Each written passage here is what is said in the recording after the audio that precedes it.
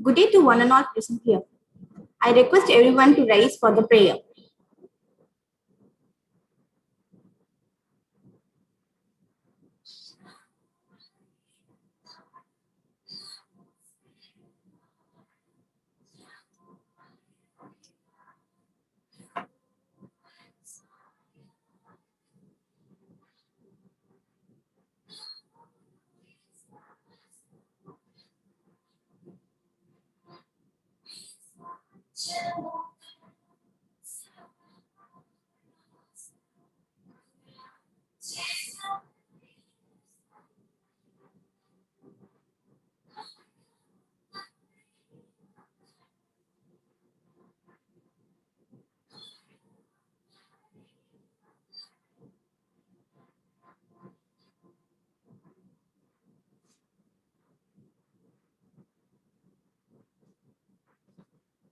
Good day to one and all present here.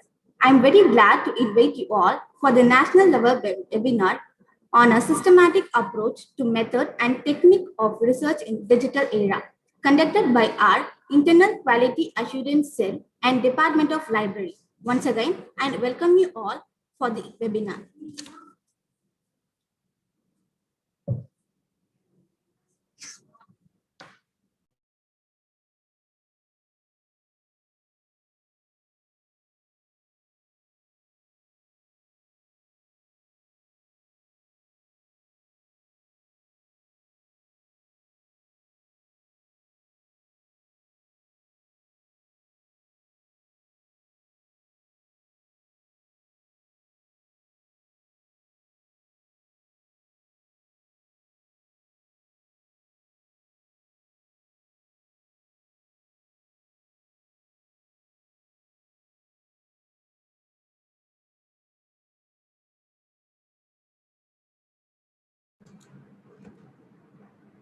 நீங்க நல்லா கேக்குதான்னு மட்டும் செக் பண்ணிக்கோங்க.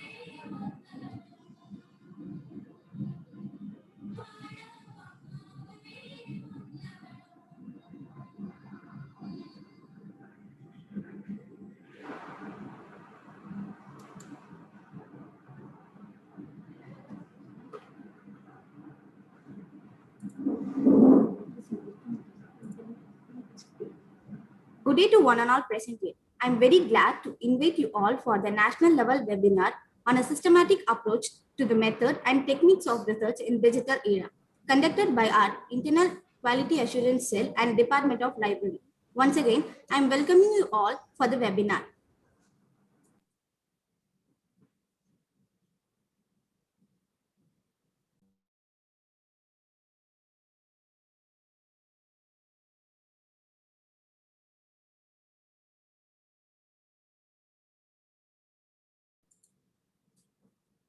Our chief guest is Dr. Fazlun Nizra ma'am, is the Assistant Professor of Department of Library and Information Science in University of Madras from 2014.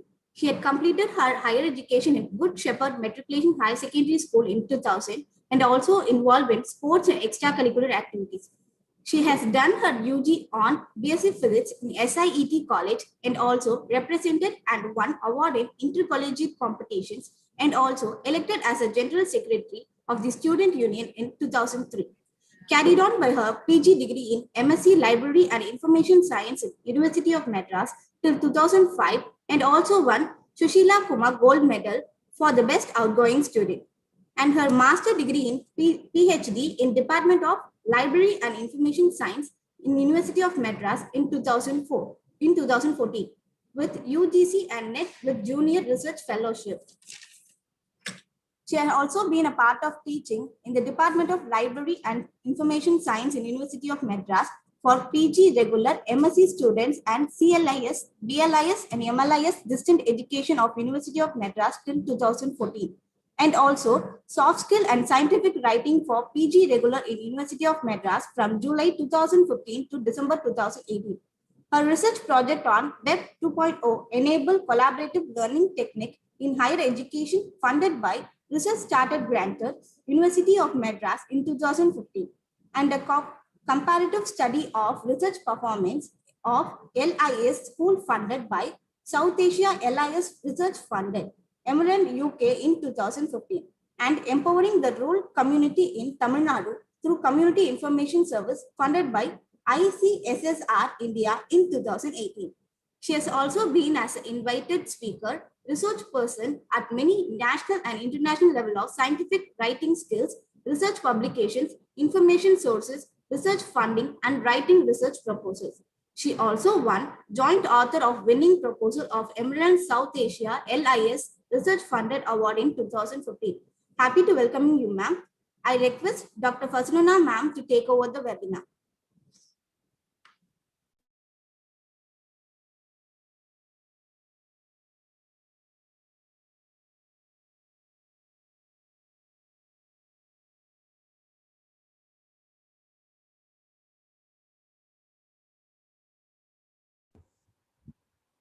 I think I should thank Hema for this wonderful introduction. Thank you so much, Hema.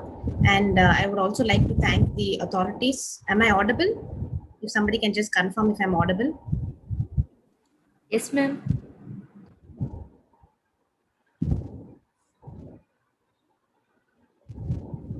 Yes, ma'am, you're audible. Yes, ma'am.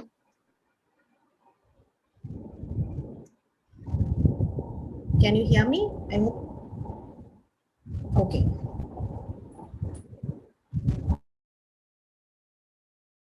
The technical platform, there are some glitches which we can expect, which is not unusual.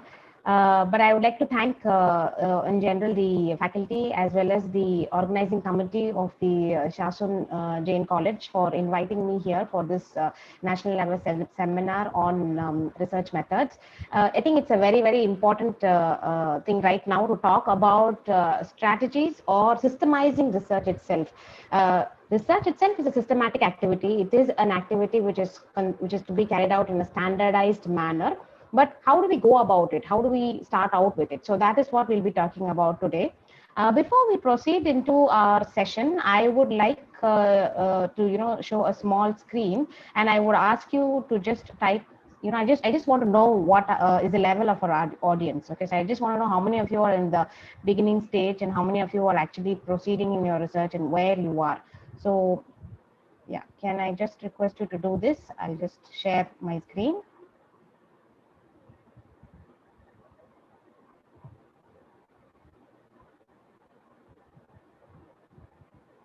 Yes, I hope you're able to see the screen. So you can see there on top, there is instruction given there. Please go to menti.com, www.menti.com, and use this code 2072395. Please use this code 2072395 and just mention which year of research you are in right now. What are you doing? If you've submitted your thesis and if you've completed research, it's fine. But I would like to know which year of research you are in. I hope I am audible and it's all fine. If somebody could just confirm it. Screen is not yet visible. It still says Yes, started. am I audible? Yeah, you're audible, but your screen is not yet visible. Sajita? Ma'am, yes, ma'am. You're audible, ma'am. Can you hear me, Ma? Yes, ma'am. I can hear you, ma'am. I can't hear you actually. That's why I'm doubtful actually.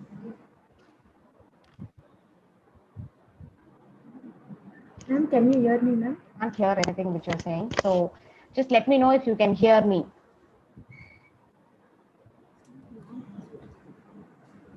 please go to menti.com and use this code 2072395.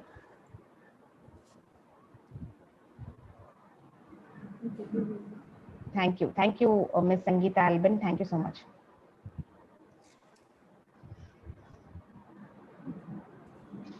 So please go to www.menti.com and use the code 2072395. So I've got one response here. If I can get the responses faster, we can start off. Which year of research you are in? What are you doing right now? Which year of research are you in? I just want to know as to how I should proceed with my presentation so that I understand what your requirements would be. Wonderful. We have two people. So please go to www.menti.com and use the code 2072395. If you have not started research also, you can go ahead to 0 to 2 years. If you have completed your research, if you have submitted your thesis, you can go to the last section. Just click on it. Just click on one of those options which will be available, made available for you.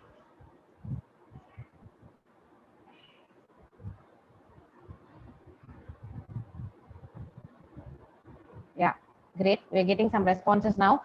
So we have about 70 participants. Come on, participants. I need this to be an interactive session. So I want you people to be more into it and tell me which year of research you are in. Yes, we're getting some more responses. Yes, at least 20 so that I know where I have to hit.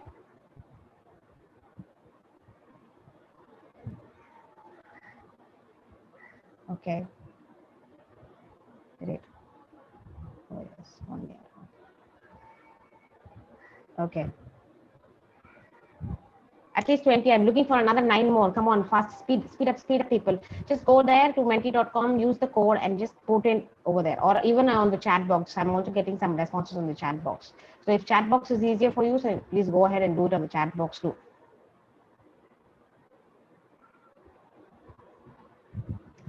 Yes, so we've got majority of them in the beginning stage. Others too, all of you? Yes. 0 to 2 years. Above 4, okay. 4 years.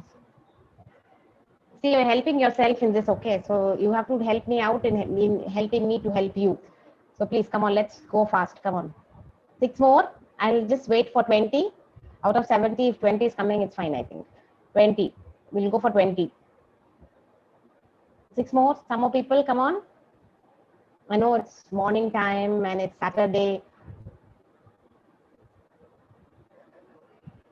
We're not going to waste your time. So we need to really know what you're doing here. So yes, I've got 10 people from 0 to 2 years. I think we will proceed from there. So most of them are from 0 to 2 years and a few of them are above 4 years.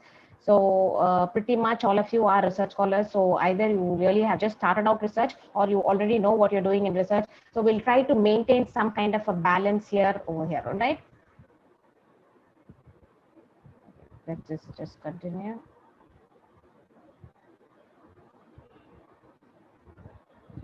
Yeah, and I start my screen share.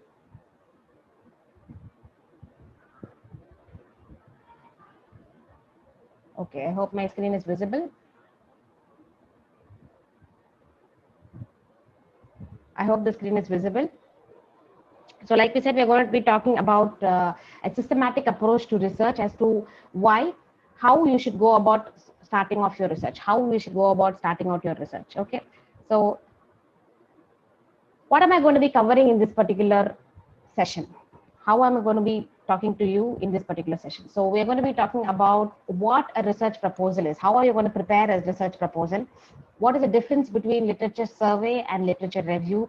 What are the resources for research? How do you look for the authentic or the right kind of resources for research? How do you write a review of literature? How do you go about and write a review of literature? I think which is also very, very important right now. And then how do you select after you finish your thing and all that, after you write your research, then now, the UGC has made it mandatory that you have to at least publish. If you're in the sciences, then you have to at least publish 4, or if you're in the social sciences, you have to at least get yourself published in 2 of the UGC care listed journals. So what are the journals that are available? How do you stay clear from predatory journals? How do you overcome plagiarism? How do you cite your sources? So all of that we will be talking about in today's session. Is there anything else that you would want me to add on? So we have time, so you can probably type that out in the chat box, so that as we proceed, maybe I will try to pull it in somewhere or the other as the session proceeds. Why do research? What is the need to do research, and why do we really need to do research? What is the requirement of doing research? I think that is something which is very important, that we first question ourselves or ask ourselves before we start or step into the research podium itself. Before we start off with our research activity itself, it's very important to ask ourselves as to why are we doing this research? Why are we doing research? What is the necessity of doing research? Sometimes it is just that, we have an idea, or you have some kind of a social problem that you see, you witness, and you want to, do something to rectify that problem. You want to find a solution to that problem, like what is happening now. We have the COVID era, which we are in right now. Not exactly the era, but the COVID period right now. So how do we overcome? How do we reach out to our student community during the COVID period? How do we reach out to the user community during the COVID period? And that is giving rise to a lot of research, to a lot of new kind of research as we move along the new normal. So what are the new things that we do? So we are constantly, we are challenged, constantly we are faced with new situations and the new opportunities which provide us, or which kind of push us to do research, to do something, to find something that is there but has not been discovered yet. So research is not something that you're going to search new and do it. It's already existing, but it has not been put forth by anybody, or it has not been suggested by anybody. So that is what research is all about. So there is some kind of intuition, an idea that starts off, and that has to be carried out in a systematic manner, and it has to be proved, or it has to be organized into a body of ideas, so that that can make sense to the people who are actually watching it, or the people who are actually going to be making use of it. So that is why you try to do research. And of course, once you get the idea, you don't just stop with it. You try to discuss with your peers, with your experts, or with the subject experts in that particular field, and try to know more about the topic itself. And of course, to know more about the topic, it is just not enough. It is also important that you should look into the literature that has also been published earlier. Why we need to look into the literature? Why is it not just sufficient that, I know what I'm doing, I know that this is what I'm interested in? Then why is it not just sufficient that, I have interest in solving this particular problem? Why is it that I have to look into what has already been done? Why is it that I should look into the literature?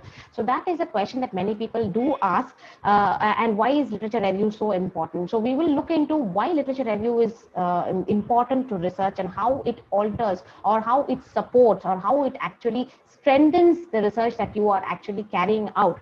So we will look into those aspects also. So the next thing is, if I'm going to do a research, research, so how do I convey my research? How do I convey that this is the idea that I have? How do I convey to somebody, or how do I tell somebody that this is what I want to do? How do I communicate to some people about what is it that I want to do? So for that, you need to prepare something called as the research proposal. A proposal is what you need to prepare first. That is one of the first steps of your research activity itself. So your first step of research, for those people who have just started out their research, and those who have already completed, I think they have finished their research proposal, and they'll be now in the area of converting that research proposal into a full-fledged research report. So now those of you who are just starting out on your research activity, so the first step is to prepare a proposal. A proposal is nothing but a clear-cut plan of what is it that you propose to do in your research. What is it that you are actually going to convey in your research? You want this to be explicitly seen, explicitly viewed by other people. So that is why you need to have a research proposal. So it is a plan. In fact, they call it as a rough draft or a blueprint for research itself. Okay, a research proposal is actually a blueprint for research itself. There is a kind of, I would just like to interrupt saying that, there is a funeral next to my place, and there is a lot of noise. So if there is too much noise which is affecting the flow of information, just let me know, so that I'll mute for a few minutes till it finishes, and then we can start again. Organizers also, please kindly let me know if there is any noise which is there at the back of the presentation. So like I said, it is a blueprint of research. Blueprint, you know what a blueprint is. So when you're going to build a building, if you're going to build a building or something like that, you need to have a blueprint, a kind of a plan, a proper plan that has been approved on paper, which, you know, which helps you to construct the building in that particular manner. Okay, in the manner in which you have envisioned, and you do not waver, or you do not move away from that exact plan that you are visioning for that building, where the places should come. So just like that, a research proposal is something like a blueprint for the research that you wish to carry out. It is something which will help you to stick to your plan which you have already made. Because believe me, when you do research, it's very easy to get carried over. It's very easy to get carried away, because when you're in the process of research, you are in your own mind, you're in your own, you just get so much involved that you actually forget sometimes the exact path you're going into, and you try to deviate and all that. So sometimes, especially when you're doing research in a time bound period, okay, when you're doing research in a time bound period, and you're going to submit a thesis, or you're going to go for it for award of a degree or something like that. In those aspects, it is very important that you clearly demark, or you clearly have an idea of what you are going to carry out in your research. So therefore, a blueprint or the research proposal is the first document that you will prepare before you start your research itself. Now, what does this blueprint consist of, or how it should be? How should it be planned out? How should it be, prepared? So this is something that you prepare in your first 2 years. Between your first 2 years, you prepare a research proposal, which will help you to stay, grounded, which will help you to proceed in your research in the right manner, in the right path. So it will help you to be focused and structured in the way you carry out your research plan itself. So, and this is something, the research proposal is also something which will help you to get your grants and fundings, as well as even your, to get a good guide, or to get a good support system. So for that also a research proposal is required, because that is something that's going to help you to identify the right kind of people who are willing to believe in your research, who are willing to fund your research. So that is also important, because and that is why it is important to have a good research proposal. So how do you prepare a research proposal? What is it that goes into the preparation of a research proposal? So that is what we're going to be looking into right now. How do you prepare a research proposal? Okay, so what are the elements? Okay, what are the elements of a research proposal? What are the elements of a research proposal? So a research proposal in general should consist of a proper title. A proper title is very, very important, which is one of the first and the foremost things of a research proposal. You should have a proper title, and then you will have a problem statement. How do you, how have you defined your problem? So a problem statement, a background of the study, as to why you are carrying out this particular research, or which area you're talking about. So why are you talking about this particular research?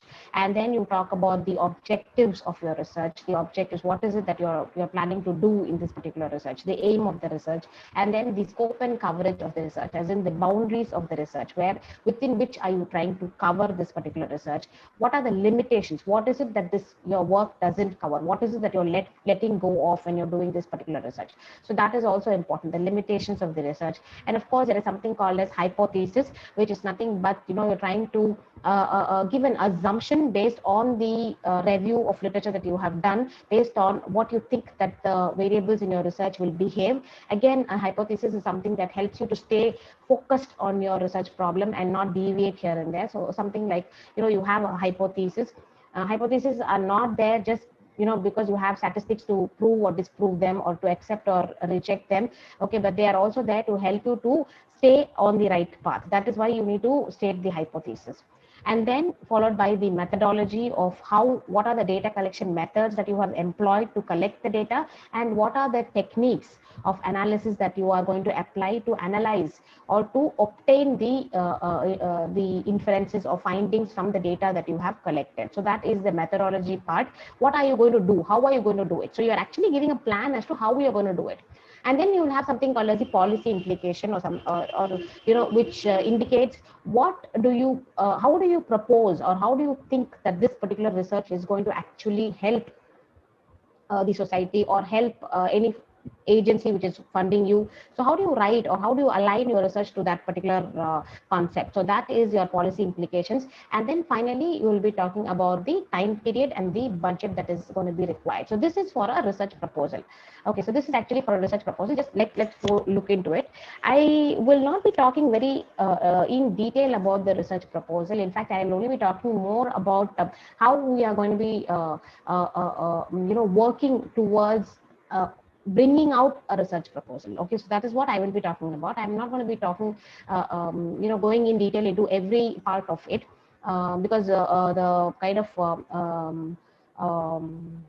structure that I have planned for today is going to focus more on, preparing this. How do you, at the end of it, you will come to this. So that is what we're going to be talking about. So I won't be talking into each one of it, but as to how do you derive your research objectives? What are the ways in which you can derive your research objectives? What are the ways in which you can derive your problem statements? Asking the right kind of questions. How do you derive that? How do you come to it? So it's every research, like we spoke earlier, it starts off with a basic intuition. It starts off with a basic idea. It starts off with a basic kind of a gut feeling that you think that you can perform well in this particular area or something like that. That is how every research starts. But is that enough? That is not going to be enough. You need to know more about what is there in that particular area. You may have done your master's, which is kind of base before you start off your research. So you may have done your master's where you study a lot of things in your specialized subject, but you still don't know, or you still are not really very clear about which is a focused area where you are going to start off your research, because research is a focused activity. It's going to be a specialized activity and a focused activity. So you're not really very clear about which is the focus area, and where are you going to start off your research with. So that is why it is very important to do something called as the survey of literature, a literature survey. Carry out a survey of literature as to find out as to how much of literature exists in that particular field or in that particular area, and how are you going to cull out that information. How are you going to take that information? How are you going to make use of that information? Okay, so that is very important. So the first step, before or all of this leads to preparation of the research proposal, like I said. So the first step in your research activity itself, the first step will be to do a survey of literature. Generally, most often, in fact, people do get confused between literature survey and literature review. Most of the time, people interchange both, or most of the time they carry out both together, whereas that is not supposed to be done. If you're in the first 2 years, then you should really be very clear about what is a survey and what is a review. Okay, so a survey is the preliminary, is the first step to any kind of knowledge gaining process. It's the first step to any kind of a knowledge gaining process. So you need to know as to what has been published, what is available, what information is already available in that particular area. Okay, so you have a gut feeling, you have something, you have seen some social phenomena, or you have been inspired by somebody, you've had talks with your experts, and then you've identified some area. But you need to go deeper and delve deeper and find out as to how much you know about that area, how much you know about that area. It is impossible to know everything about a particular subject or a particular piece of knowledge that is being generated itself. I hope you will agree with me on that, because of the vast information that is available on the World Wide Web today, right? So therefore, it is very important to search the right places and find out what kind of research has already been carried out, so that you avoid any kind of duplication, and identify the right gaps, okay, where it is necessary to carry out your research. So a literature survey is more like a surface level kind of a survey, where you're just looking at the surface level. You're looking at what are the theses that have been submitted, what are the topics in which the theses have been submitted in this particular subject, what are the dissertations that have been carried out, what are the synopses that have been carried out. So what kind of research is actually happening in this particular area, and it is very important that you find out accurate and authoritative sources to do this, to carry out this process, because otherwise it's going to be very, very difficult. So now, where do you look for? Generally, earlier times when people were doing their research, they used to go to the libraries, to the thesis section, to look at, before they begin their research, to identify their problem, or to identify the area where they can start off their research in. So that is why it is important to first look into, or do a pilot study. In fact, you even call it as a pilot study or a bird's eye view of what is available and what has been done in this particular field. So you go away from your subject and you try to find out what kind of literature has been published here. Now, what are the sources that you will actually look for when you're going to do a literature survey? So it's very important that you're aware about the availability and the accessibility of the right sources, right? I mean, right and relevant and authentic sources of information, and not just go to Google and search on Google and find that okay, or Google Scholar and find that this is what I found and I didn't get anything more on it. So that's not sufficient. Okay, so research is not about searching in the convenient places, but it is more about doing the extra mile and searching the right places, searching in the right places. So somebody says, can I ask questions? Yes, definitely, Mr. Sharad, you can ask questions. Probably you can post it on the chat box, and maybe I can look into it and I can answer. All the others also, if you have any questions, do post it in the chat box and we can take up from there. So where do we look for when you're looking for a survey of literature? So where am I going to search for when I'm going to do a survey of literature? So that is what we're going to be looking into now. So I am going to be talking more about the sources, okay, the right kind of sources to carry out a systematic study, the right kind of sources which will help you to carry out a systematic study. That is what we're going to be doing right now, so that it helps you in finally preparing a proposal, in finally preparing a research proposal, which will help you to either convert the research proposal into a journal article or into a thesis or a dissertation. So that is what we are going to be trying to do in our session today. Yes, so how do we carry out the survey of literature? So it's very important to identify the right kind of sources where you can carry out your survey of literature. So why did I not talk about why did I not talk about research article? I did not talk about research articles or journal articles. I just spoke about thesis and dissertations. I'm not talking about journal articles, because journal articles consist of more precise and more in-depth information than a thesis and dissertation. A thesis and dissertation is a whole document which consists of an entire research area, whereas which will cover the entire research area, whereas the research article can be very specific to one particular problem itself. So we will, when we are identifying an area to carry out your research, we will go for the thesis and dissertations to just identify the gaps or to identify what has already been done to avoid duplication, to avoid any kind of duplication in the areas of literature. Now, why we do that is because it's basically for you to understand, what the information sources are generally made up of. So you've got documentary sources, you've got non-documentary sources. Of course, the documentary sources, anything that is recorded, okay, is available in a recorded form, is called as a documentary source, and anything that is in the non-recorded form, like you have your peers, your peer group, your seniors, your supervisors, your guides, the librarians, or the expert group. So all of them will come under the non-documentary set of people who are also valuable sources of information. Now, the documentary sources themselves can be split into two types, by the content they have and by the form which they are available in. Of course, the form which they're available in, you must be knowing, either it is in the digital format or in the print format by the form itself. But by the inner form, as library professionals, we would like to classify them into three forms by the inner forms itself. One is the primary sources of literature, and then the secondary sources of literature, and then the tertiary sources of literature. So the job of the primary sources of literature, which were the initial sources, which is nothing but the original content of the author itself, the original content itself directly, which is available. That is called as a primary source. That is called as a primary source because it is directly what has been created by the author himself. Okay, it's a product of the human brain in action. Okay, if you can say. So now the primary sources, you can see the thesis and dissertations, the research reports, the conference proceedings, the patents, the standards. So all of these will be part of the primary source of information. primary source of information. And the secondary sources, there are so many primary sources that exist. There are so many primary sources that exist in different languages. They have been published in different disciplines. They are spread across different countries. So, there is so much of information that exists that there was a need, that there was a gap that was created between the documents and the user community itself. And hence, to bridge that gap, we had the secondary sources of information. Okay, there were secondary sources of information which were providing surrogated information or collated information to the user community. Like we had databases, we have these online databases which you're aware of right now, or the guides to literature, the catalogs, the library catalogs, or the bibliographies of information. So all of these come under secondary sources of information which you refer to, so that it will provide you the right kind of information that you're looking for.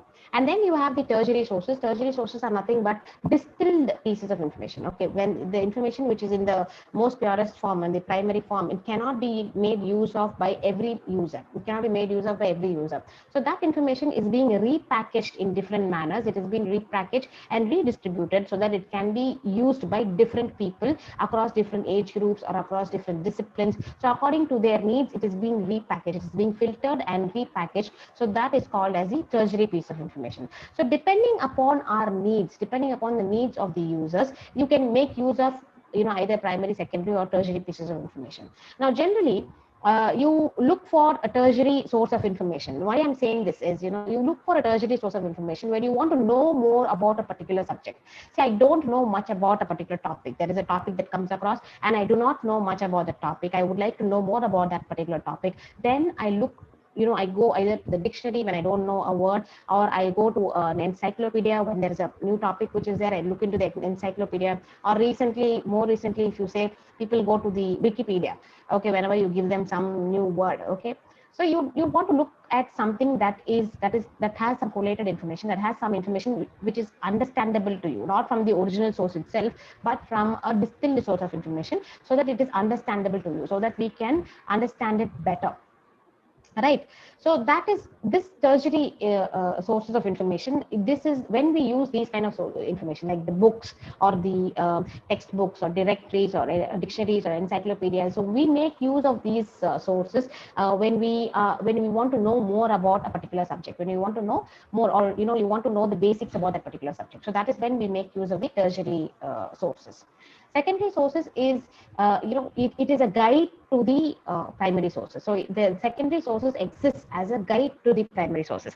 So now I'll be talking to you about a few of the secondary sources which will guide you to the original sources or to the original thesis and dissertation. So for example, if there is a thesis that has been published in Madras University, how is it going to be visible to all of the others who are across the world? Across India, there are a lot of people from Pan India who are attending this seminar. So how is it going to be useful for those people? How is it going to be useful for those people? So then you have these kind of secondary sources. We have developed these kind of secondary sources which will help you to read thesis and dissertations. So that is what we are going to be looking at. I hope I'm clear so far. Regarding the questions that I'm sorry.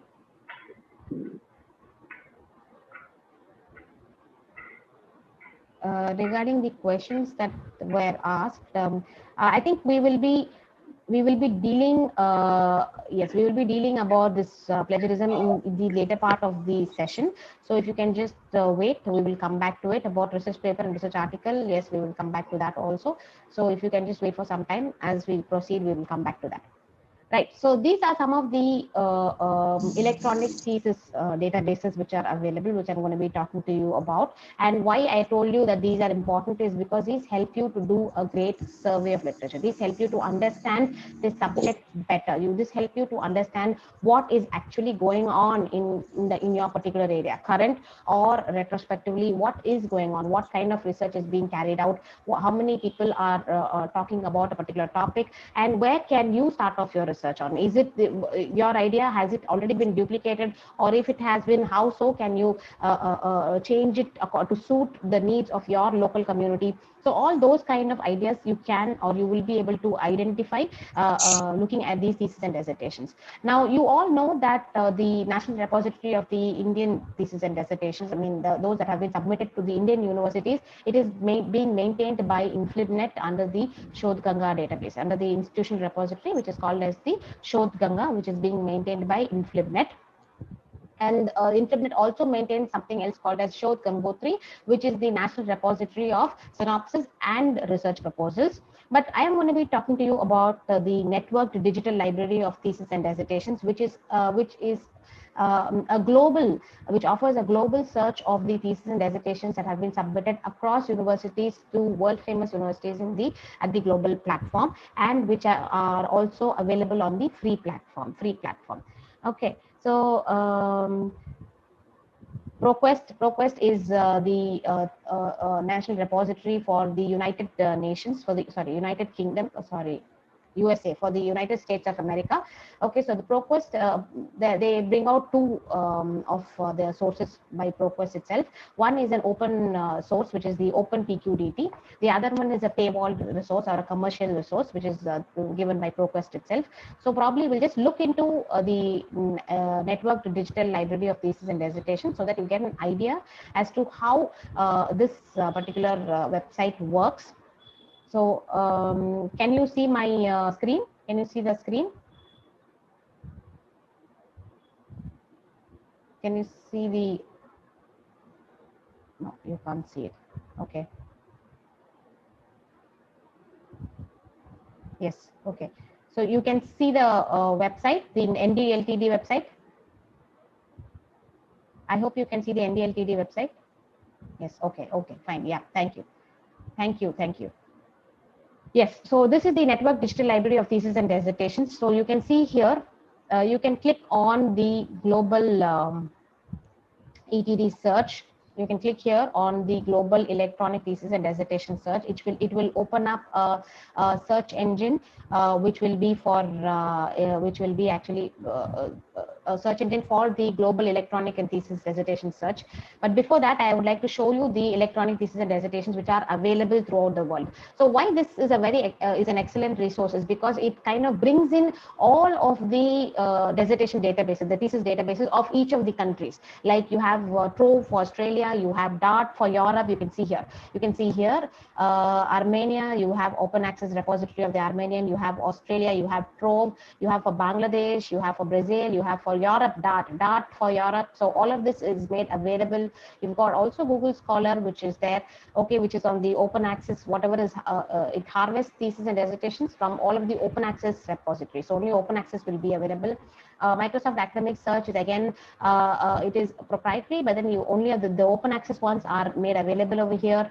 And you have the international one. You have, you can see for India also. Where is India? Oh, there.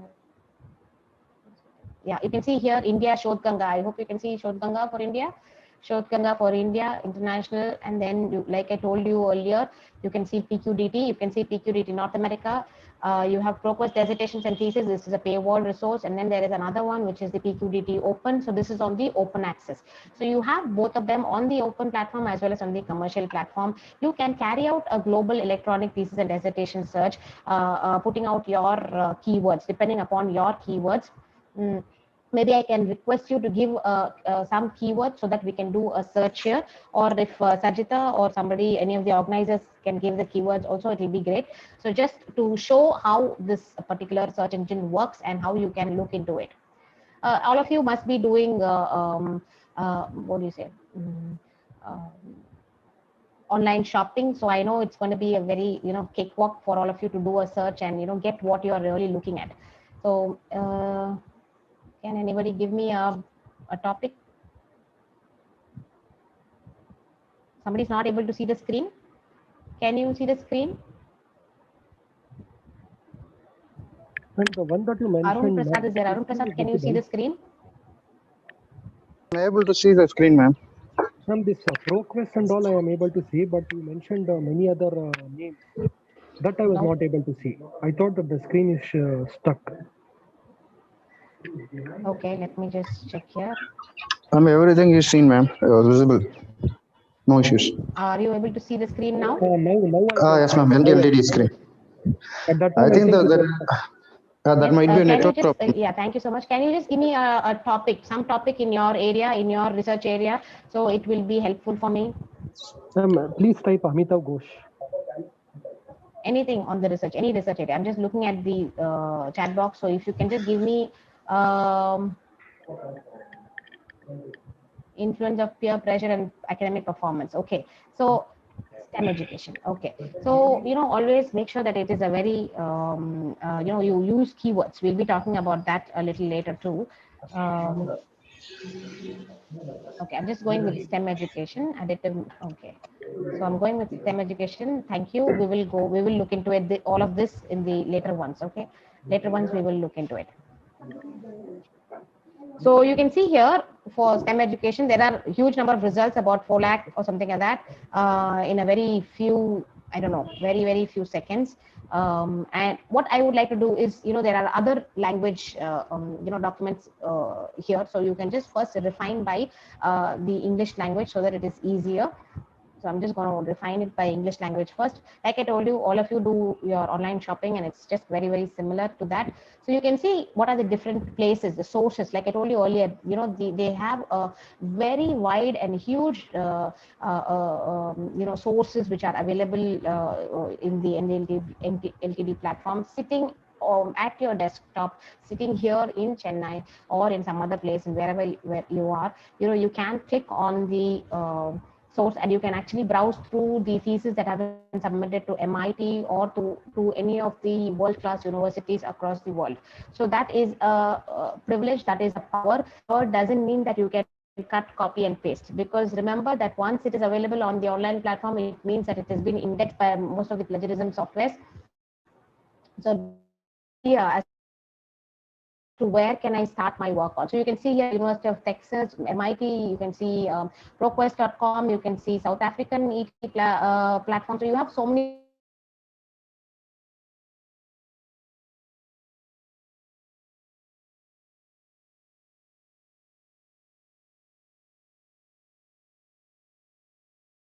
some problem with the net connection, I think.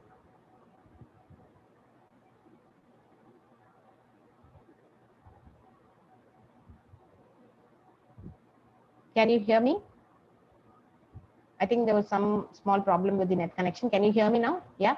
Okay, great. Yes. So, like I told you, so this one was submitted in 1980. So you can look into the entire document, okay, of who has submitted it, and then you can also look into the abstract also. You can now look into the abstract also. Now, see, why do we do a literature survey? This is what is important. So you don't think that I'm telling you to read the entire thesis for a survey of literature. I'm not telling you to read the entire thesis. You're doing a survey of literature. What are you doing? You're doing a survey. That means you're going at the surface level. You're trying to find out what works have actually been done in this particular area, in this particular field of research. What were the works that have been done? So you're trying to look at, you go back to the research, you look at each of the topics, you look at the title, look at the abstract of which has been given about that particular title. Okay, look at the title, look at the abstract, read the abstract, and then you try to understand as to what kind of research has been done over the period of time. This is 1982 STEM research.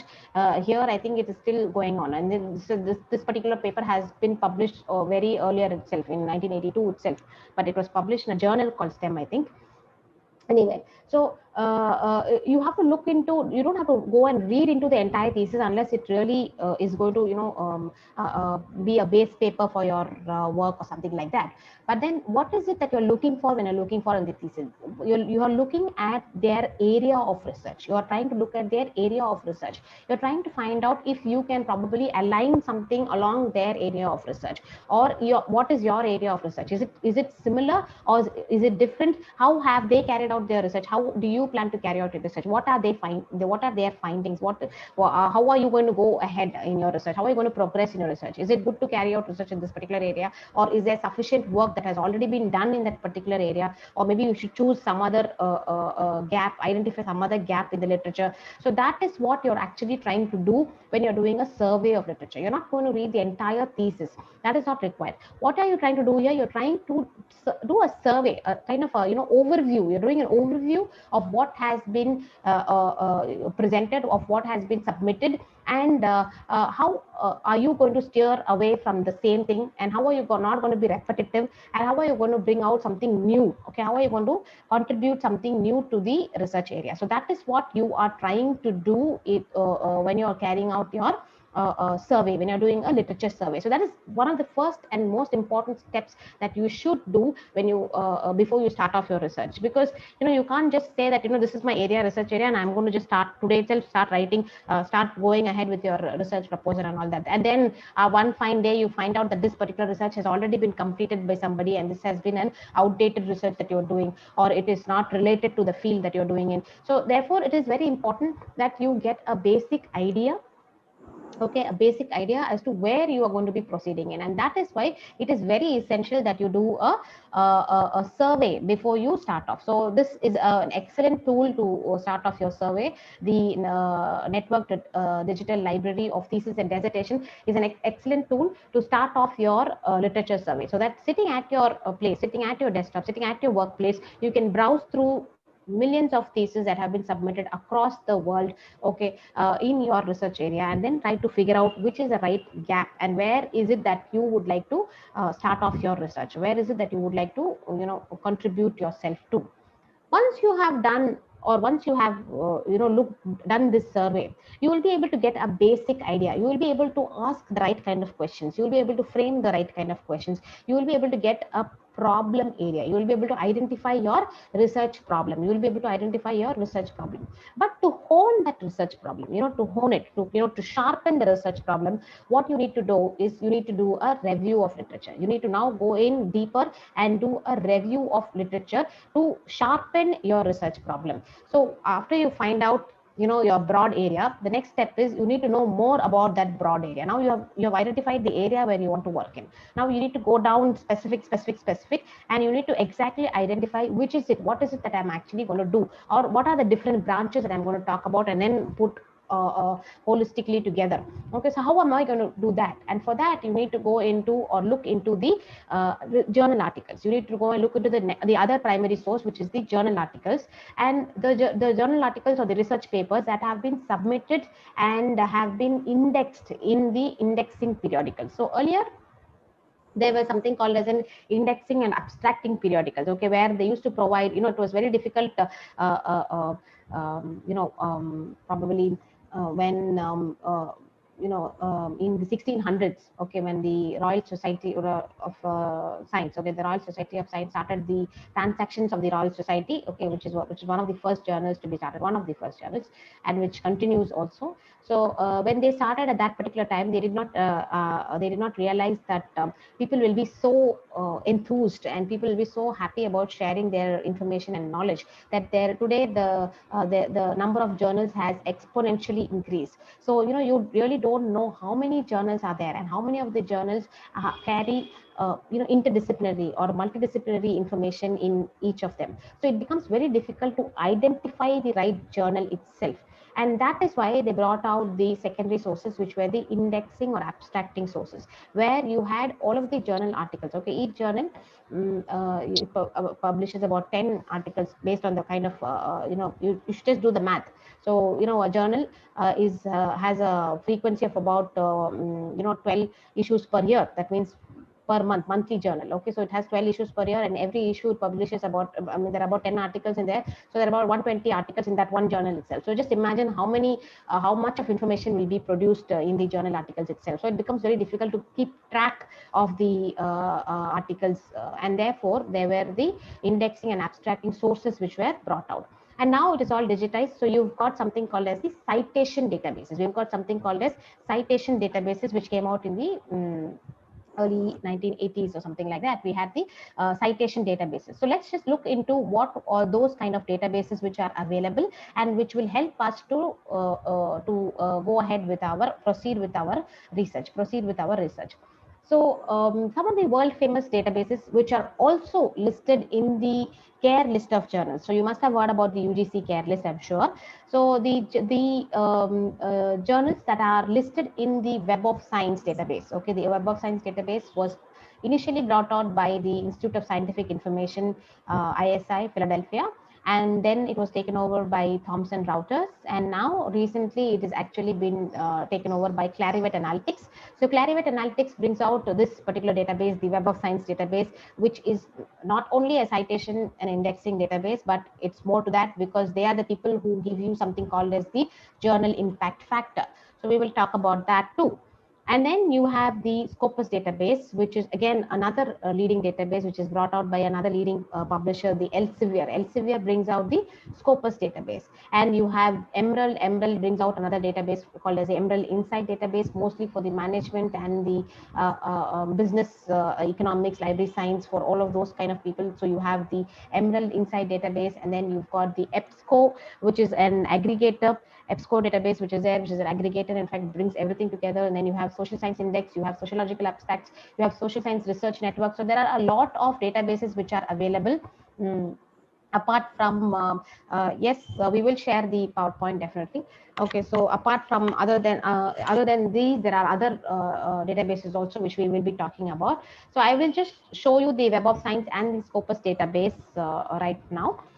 We do not have access to the Scopus database at the University of Madras, but we do have access, limited access to the Web of Science database through the UGC network. So I will probably show you the Web of Science database, and then we will proceed further into how we should go about it. Yes, I was actually...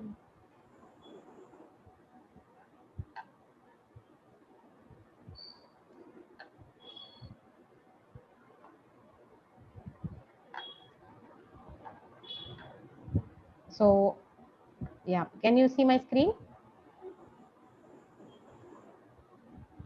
I hope you are able to see my screen. Yes, we can see. Yes, please. English literature, yes, you can look into the Web of Science database has 3. Let me just show you here. So, yeah.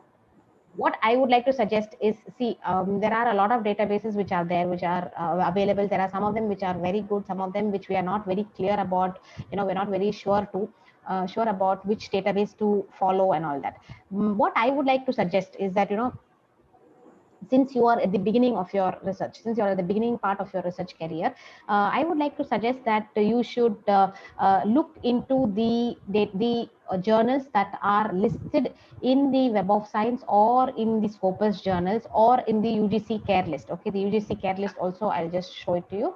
So the UGC care list journals, so that you get yourself published in these journals. Okay, make sure that you try to get yourself published in these journals, so that there is no problem later on when it comes to whether this journal is going to be accepted or not accepted. So that problem doesn't is not there. So because of that, I think I would suggest that you try to get yourself published in any of these journals. Okay.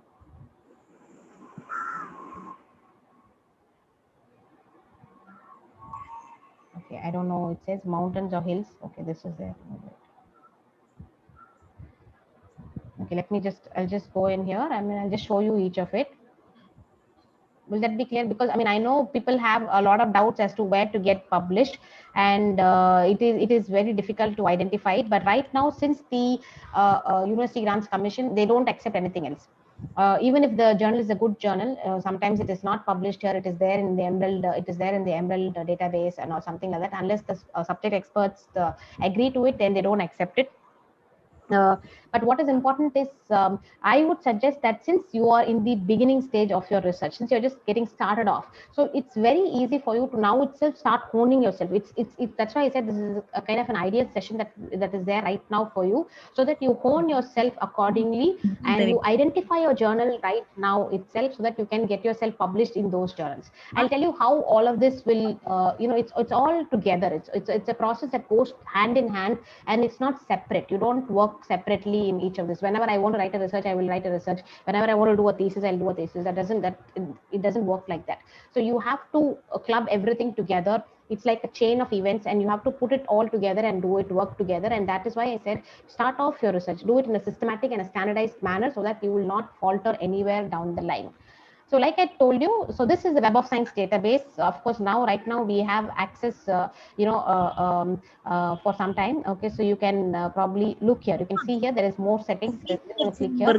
We have a limited access. So we have a limited access. The original Web of Science will contain more. You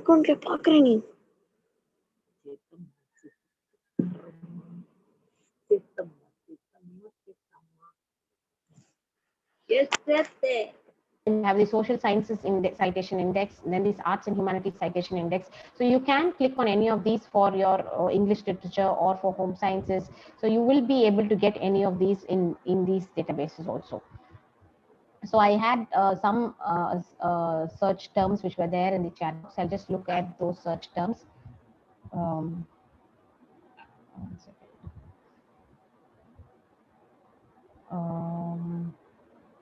There were some, here some search terms here.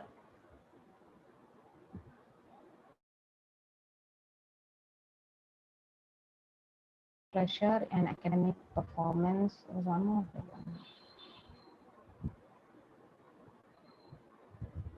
Additive manufacturing, hemoglobinopathies, and maritime education.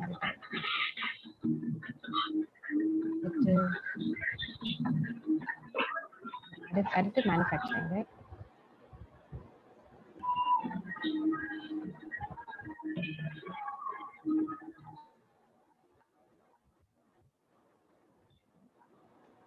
Okay, so let's just look at this additive manufacturing. So you can see the number of this is, like I told you, it's like similar to your online searching. I mean online shopping. So you just have to go here. You have a lot of filter results by, you have a lot of places, and this is a new feature that the Web of Science has introduced of open access. So you have it available even if you do not have access to the database. If you use this open access, you will be able to look at. So about 6,000 articles are there in the open access platform. Now, why am I telling you not to search Google Scholar, and why are we searching only on these kind of databases? It is very, very important that you select, from where are you going to do your review of literature, from which source are you going to take literature for your review. That is very important, because that is what helps you to build your work, and which will be published later on. And therefore, if you want to get yourself published in any of these listed journals or any of these indexed journals, then it is important that you do the review of literature also from any of these journals which are available in the indexed sites. That is what is going to really help you to get yours published in those journals also. So that is really important, which you should think of. Okay. Yes, you need to have an account before accessing Web of Science. So either any institution. See, if you don't have access in your libraries, then probably you can go visit any of the other central universities or state universities and ask them for a permission to use that particular website. So try to make your way through when you're doing your research to get access to the listed databases. So listed databases as in the Web of Science database or the Scopus database, again the other database which is there. So you can refine these results either by open access or by year or by the category itself. There are different categories which are available. So they have categories. They have also something called as research areas.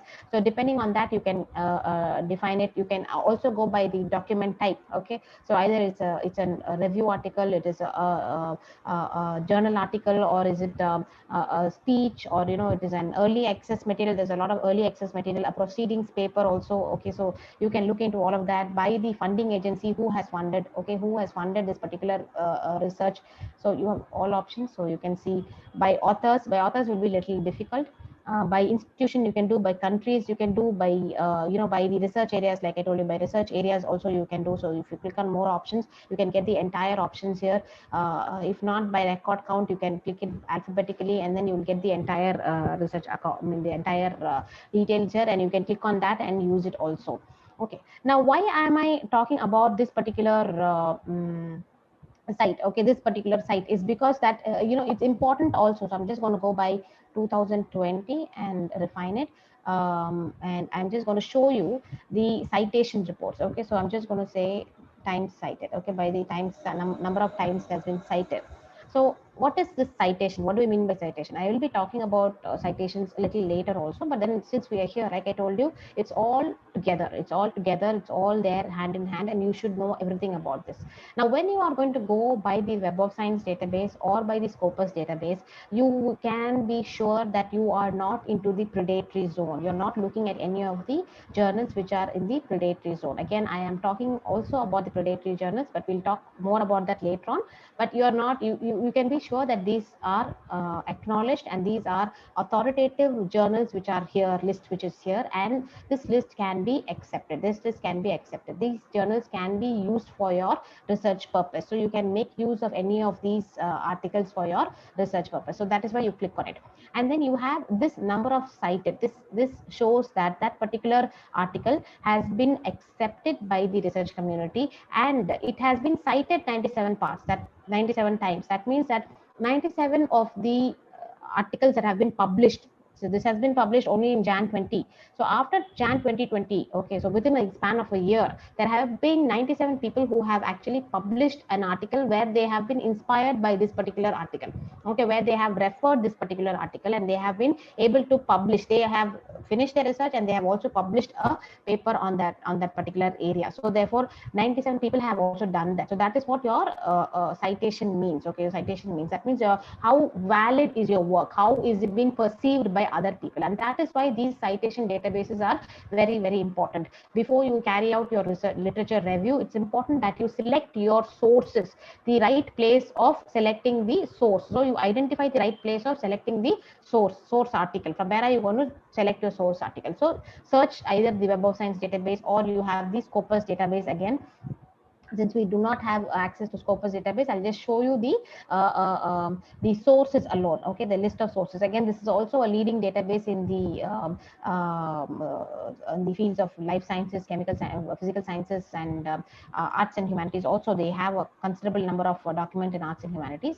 So you can see here, you can click on here, and you will be able to search either by the title, the publisher, or by the ISSN number and the subject area. So you can click on the subject area. You can put a subject area, and you will be able to search for the journals that are available in that particular subject area.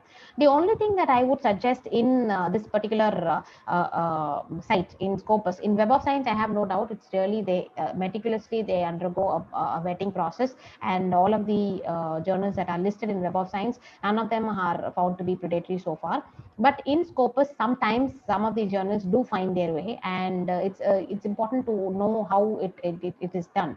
So you can just click here. This is something called a site score. So site score means, like, just like how the impact factor is calculated by Web of Science. Web of Science brings out something called as the journal impact factor. Again, I'll talk about that a little later. Okay, what the journal impact factor is? It's a kind of an indicator for the quality of the kind of article which it shows. Okay, the exhibit, the quality that the article exhibits. Okay, so that is calculated using the journal impact factor. The same way Scopus calculates using something called as the site score. Okay, they calculate using something called as site score. So you can come here, click on this site score again. Okay, so click on this site score again. So it shows you something like NA. Okay, means NA. Click on means we are going either from the latest to, I mean, the maximum to the lowest. So the lowest, when you go, it shows something called as NA. Okay, NA. What does this NA suggest? NA suggests that it is not applicable. It is not applicable. So not applicable. So all of this, the site score is not applicable. If it shows not applicable, then please steer clear from these kind of journals, because these journals will not help you. It can anytime be removed from the Scopus database. And if your article is going to be, if your journal is going to be removed from your from the database, that means that it is going to be termed as a predatory journal. So, and if it has NA, site score of NA, you can have a site score of 0.01, but not less than that. Okay, it can even be 0.0, 5.5. Okay, but then it cannot be NA. If it's going to be NA, then it is going to be anytime it can be removed from the list. So wait till it has a site score. So make sure that the journal that you are selecting has a site score, it has an impact factor, and then you try to publish in the journal. Okay, you can even click on Web of Science and view the master journal list. So you can click on that, you can look at the master journal list, you can search for the master journal list and to find out whether the journal that you have selected is it available here or not, and then you can proceed with your if you would like to submit your paper there. Similarly, even here, so you've got two lists in the UGC care list. One is the UGC care list itself, which consists of the Indian journals that have been promoted or that have been pushed forth by the universities in India. And then you have the list 2, the group, the group 2, which consists of the Web of Science as well as the Scopus journals, which are like I already told you. So you can click here and make a search of that particular journal that you have selected to get yourself published in. Search for that journal and check if the journal is available in the care list. If it is available, then you can go ahead and publish in that journal. If the journal is not available, then make sure that you do not publish in that particular journal. So that is also very important. It's very important to choose your source correctly where you would like to get yourself published. Okay, and that is why it's important to carry out your literature review, to identify your source itself, where you're going to carry out your literature review from these sources, because it will help you to write a proper or a right kind of review which will be accepted by these sources. I mean, it will help you to get published in any of these sources. So similar to these databases, you have open access databases also. A lot of open access databases are there, which will also help you to search for some of the good journals that are available, peer reviewed journals. Okay, peer reviewed journals that are available. So you've got the directory of open access journals, you've got economic and political weekly, you've got free scholarly electronic journals, you've got Highwire Press, which is from the Stanford University. Highwire Press is very good. Hindawi open access journals, open access library, and then you've got open science directory, which is developed by EBSCO. So you've got that. You've got open access journals by Palgrave Macmillan. So you've got a lot of different open access journals which are available. Along with the open access journals, there are a lot of open access books. A few of the books online which are on the open access also. Not the Blackwell Cambridge Credo reference is an excellent resource. Again, it is not available for the open access, but you've got Springer books, some of them which are available on the open access now. The ebooks which are available on the open access platform are given by Scribd, Snip Files, Springer Open. On religion and spirituality also you have books. You have books for literature. You have a lot of books for literature available which are there. Then you have the Public Library and Digital Archive also, which gives you free books. Free books is also there. So you have a lot of sources which give you free books. Of course, I'll be sharing the PowerPoint, so probably you can make use of it, and then you can look into where you want to search for the books. Yes, some of the other open access sources. So these are all the open access sources which are available, which are brought out by NISCARE or by CEC or by the National Science Digital Library, which is maintained by NISCARE. And then there is the Open Science Digital Library, the World Digital Library. So all of them are on the open access platform, so you can make use of them. Now, we have seen what survey does, what literature survey does. Literature survey just scrapes through the top of it or the surface level of it. So you're just going to look into what goes into the how you should carry out your research itself.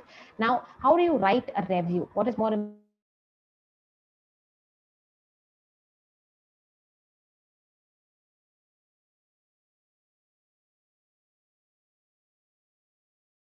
identify the boundaries? How do you identify the limitations of your research? How do you justify the objectives? Or how do you justify the scope of your research? Why have you chosen a particular topic? Why have you chosen a particular area? Why have you chosen a particular discipline? Why have you chosen a particular time period? So you need to justify the scope that you have chosen. Why have you, centered around this particular area? So all of that is what we are going to talk about when we talk about the boundaries of research. I mean, that can be developed only when you do an elaborate review of literature. Okay, and this review, see, don't do a haphazard or a sloppy review of literature, because review of literature is something that will help you not only during your research, but also when you complete your research and when you're waiting for your viva and when you're going to defend your thesis in front of public viva also, when you're going to defend your thesis.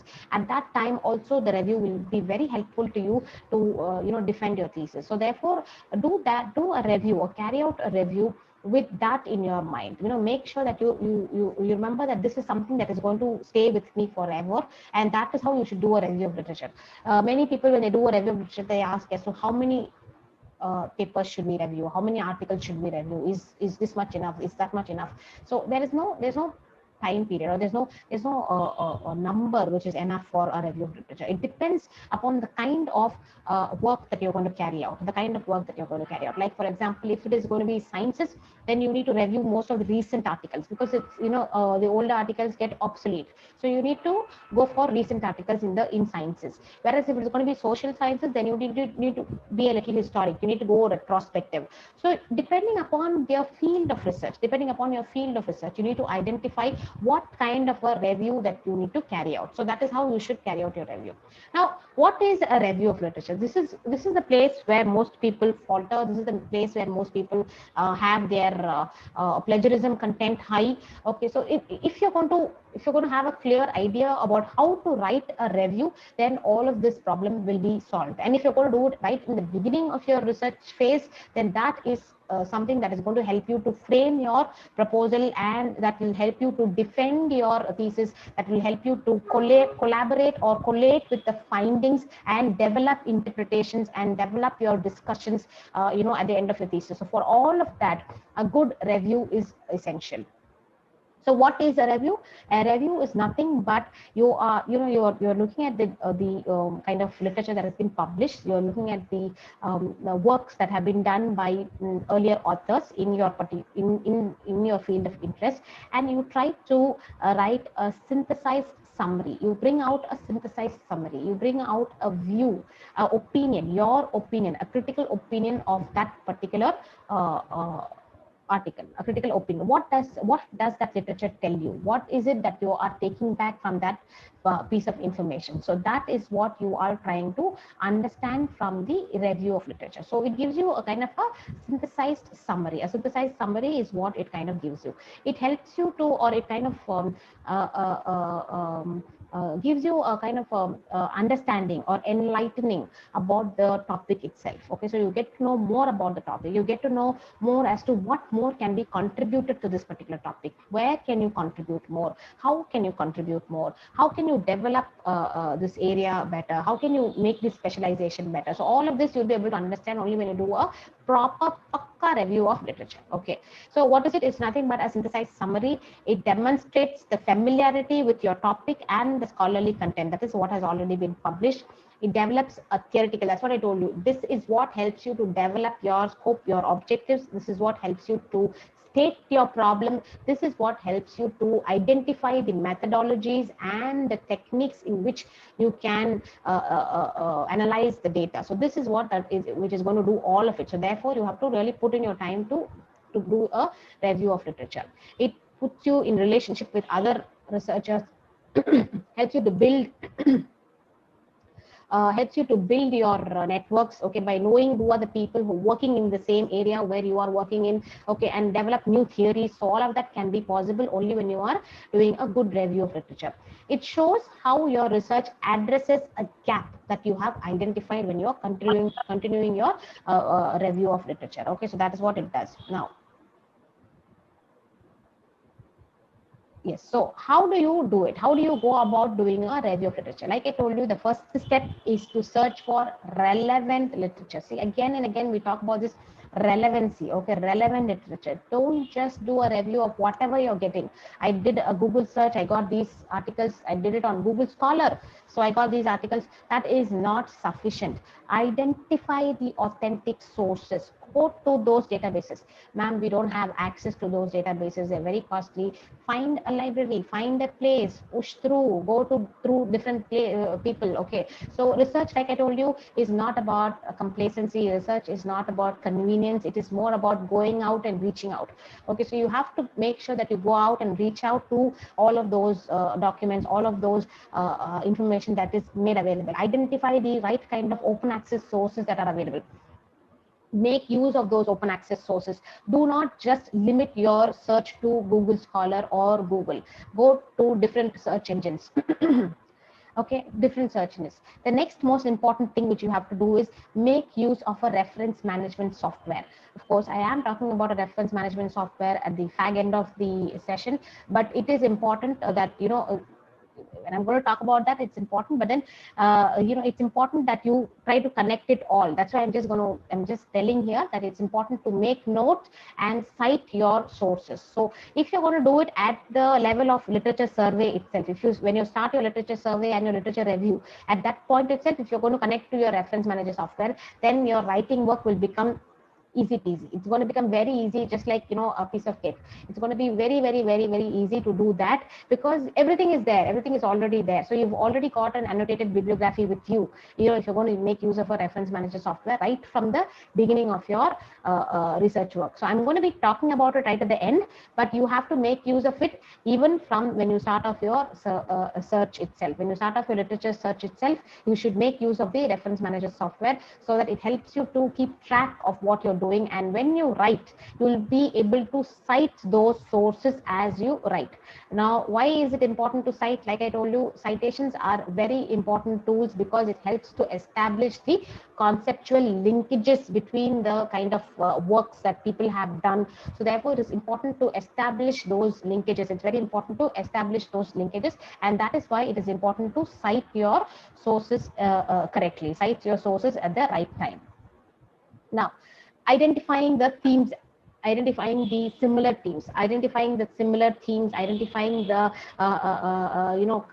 contradictions, identifying the kind of debates or kind of talks that are going, not exactly talks, but what I mean is the deliberations that are going on in that particular paper. What kind of deliberations are taking place in that paper? So you try to understand that, identify that, group them together, try to group them together. Identify the pivotal publications, that one publication or a few publications which will become your base paper. That, identify that, try to pick out that particular paper which you're going to have it as a base paper, and you're going to build your research on that particular paper. So identify those, identify the papers that are influential in that particular area. When I was doing my research, when I did my research, and after submission of the thesis, I had a report from the external examiner, the foreign examiner, and the foreign examiner said that I had missed out one article which was very much related, to the subject which I was working on. It was published in the year, just the year when I submitted, and it was published about 2 years before I submitted. By the time I had already finished my review of literature, and I missed out that particular article. It is also, the reason is also because I didn't have access. We didn't have access to that particular article at that particular time, and hence I missed out access to that particular article. But then my examiner pointed out to me and said that you should include this particular article in your reference. You have to make sure that you include it, because this is the more recenter version of the article, and the one you have used is an older version. So therefore, it's important that you make sure that you include all of those influential studies that have been carried out in that particular area, and you don't miss out on them because of any reason whatsoever. I had to include it, and then I resubmitted my thesis just for including this one particular reference itself. So that important it is. Okay, it's very important to include the pivotal publications that are taking place in that particular area, in the area of research. And then finally, you organize the structure of your review, and then you write it. So how do you organize it? So that's what I've just given a small pictorial representation here. You synthesize and you summarize it, you analyze and interpret, that is, you kind of paraphrase it, okay, paraphrase it in the right manner, okay, paraphrase it, not just change words here and there, but paraphrase it in the correct manner. Evaluate the work critically, okay. So when I say critically evaluate, I'm not essentially meaning that I have to be negative in my critical evaluation, but what I'm trying to say is I'm trying to break down each of the works that have been done, break down the methodology, break down the ideology, and then try to get what I really need from it. So that is what you need, and then you try to prepare it in a well structured paragraph manner to present your review itself. So review itself, the review chapter itself has to be written in a proper manner. That's why we say that, you know, the review chapter itself requires an introduction as to what this review is going to be all about, and then the body of the structure itself, and then the conclusion. In fact, when you're talking about the structure of the review, I think I'll just come back to this again after I finish how we should carry out a review. Okay, how to do a review, how do you really carry out a review? So what to look for. So the problem that many of the people face is, you know, when you take out a paper, how do you read it? Where do you start off? What do you read? So should I read the entire 14 pages? Should I read the entire 10 pages? So that is some question which we often face. Like, you know, people ask very often as to, do I have to read the entire paper to carry out a review? How do I do a review? You know, for 70 papers or 200 papers I'm going to do, and I mean, all of those 200 papers have about 10 pages each. Should I read all of them? So how do I carry out a review? So that is something that people generally ask for. You have to be very smart. Of course, you know, the first few papers you'll have to read the entire paper to get the hang of how people are writing.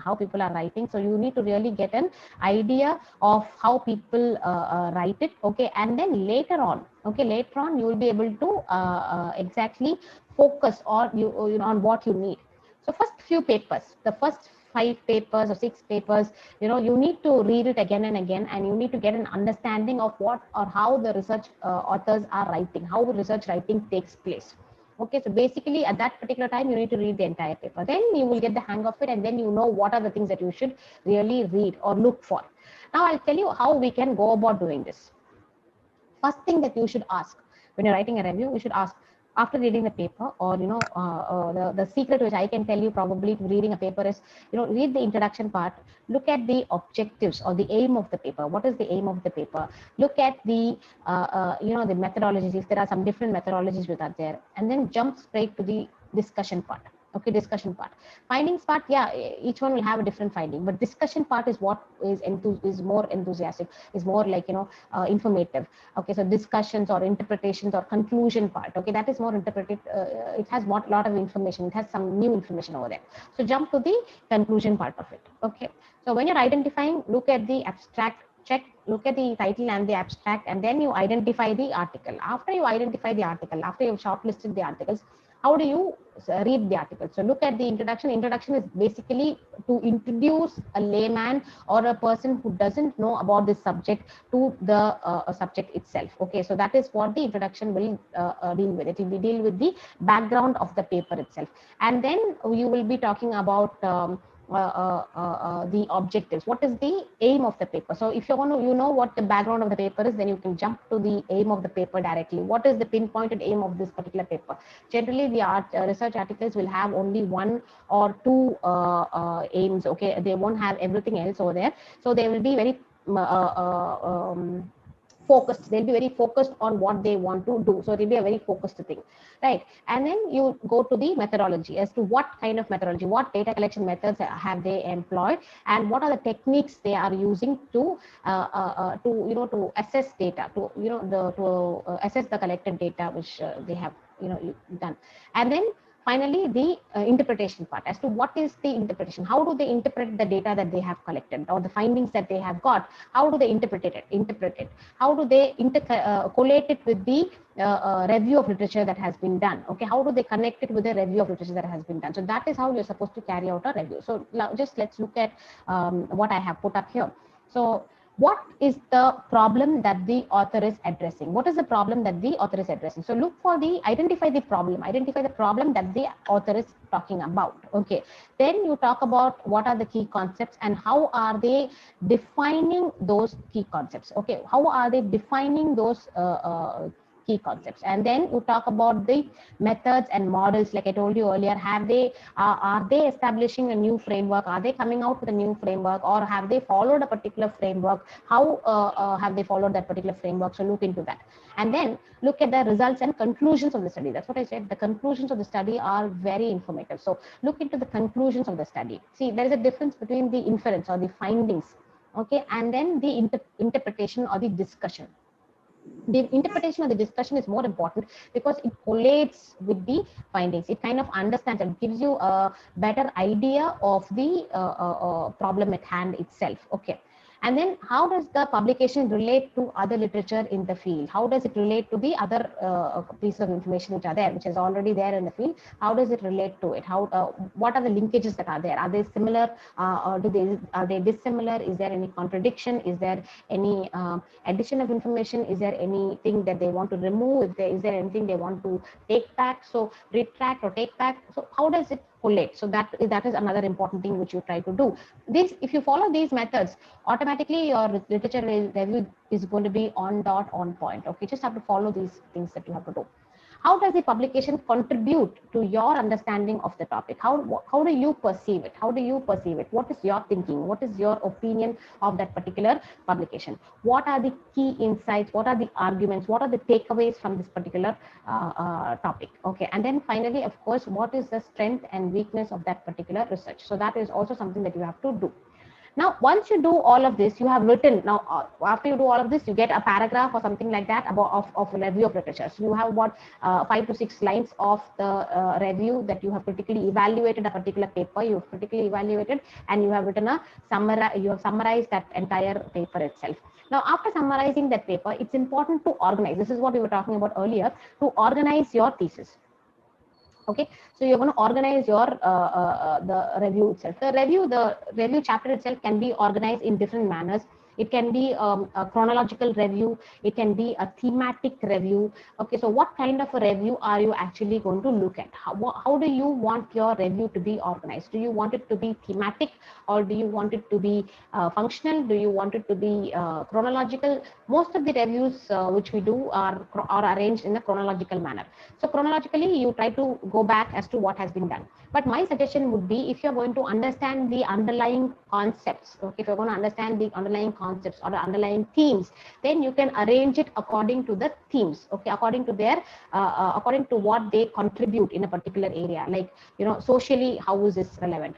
Culturally, how is this relevant? Politically, how is this relevant? Technologically, how is this relevant? So you can all group it into different themes. So it becomes easier for the person who's reading also to understand and get more information from it. It also helps you to identify the right kind of gaps in your literature. So these are the things which will help you or support you in finalizing your objectives or finalizing the scope of your study itself. Yes, before we go into this, can we take a small break?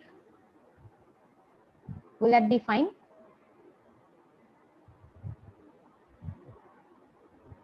Or can we take some? Can we take a break for about 10 minutes or something? Thank you, people. If the organizers are going to be here.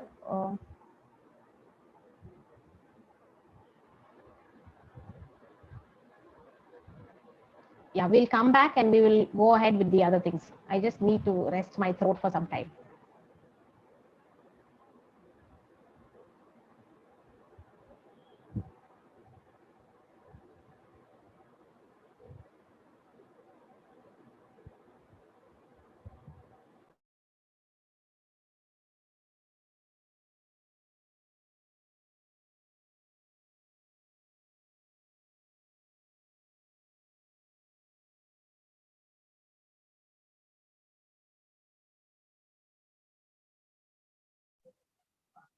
Hello.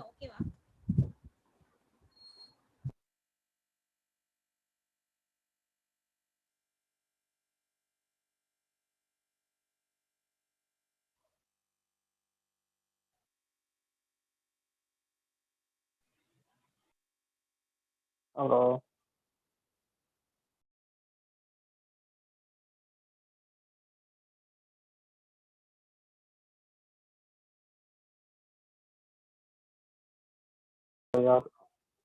Hello, how are you?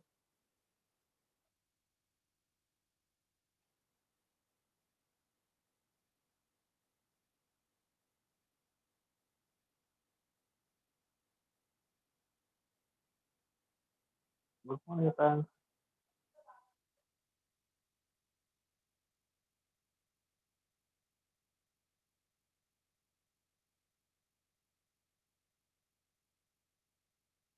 Good morning, friends. Everybody.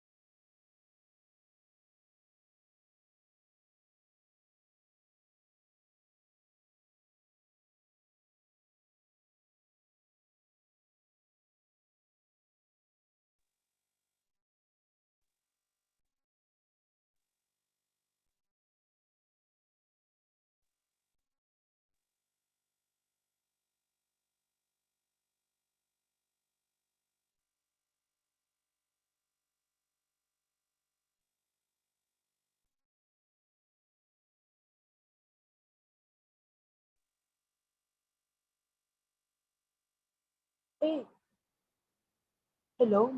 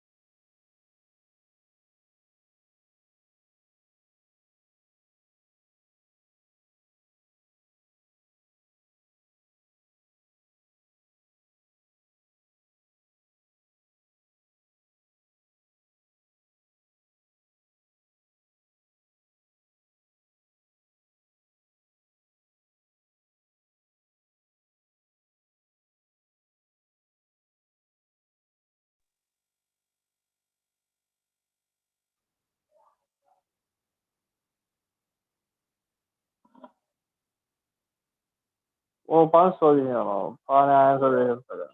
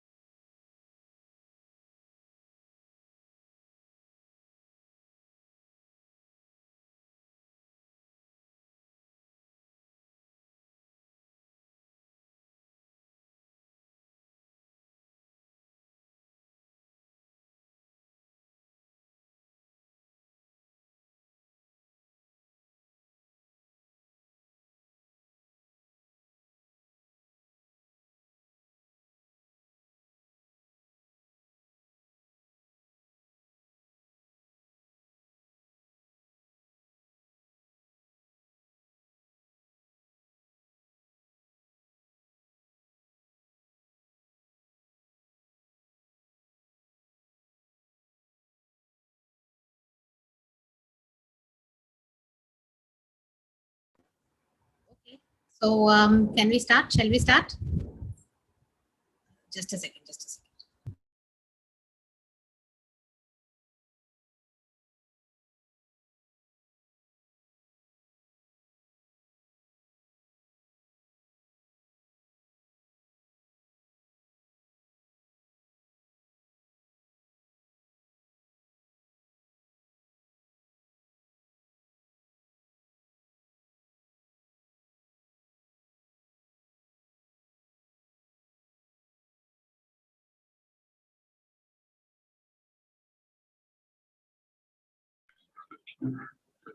Yes, ma'am. Can continue.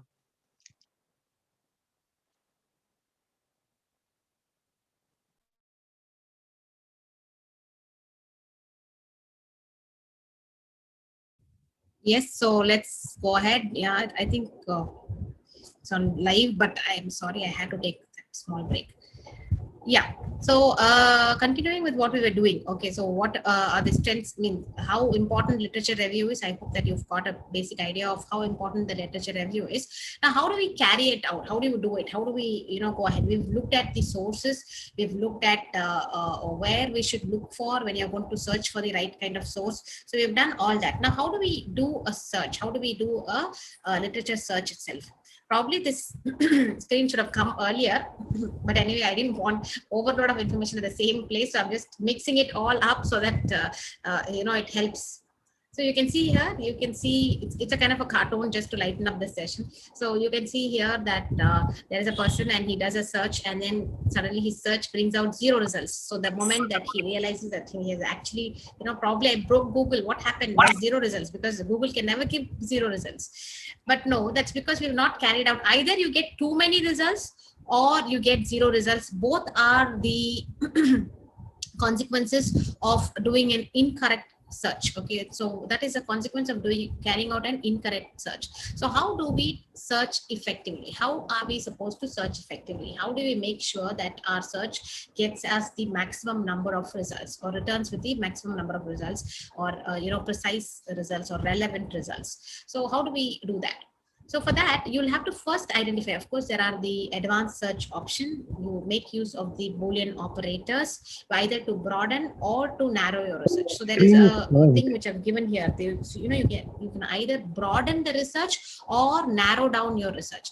Now, why will there be a need to broaden research? Yes, there is a need to broaden research. Like I told you, when you do not know about what subject you are actually dealing with, what is a topic that you are dealing with, you need to know more about that particular topic.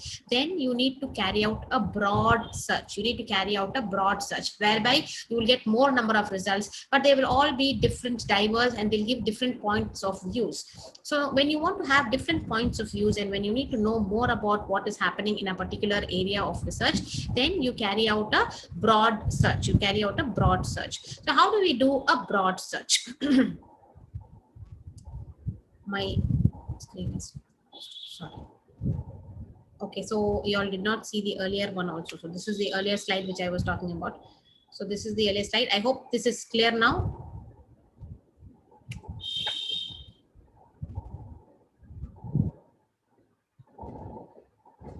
Yes, okay.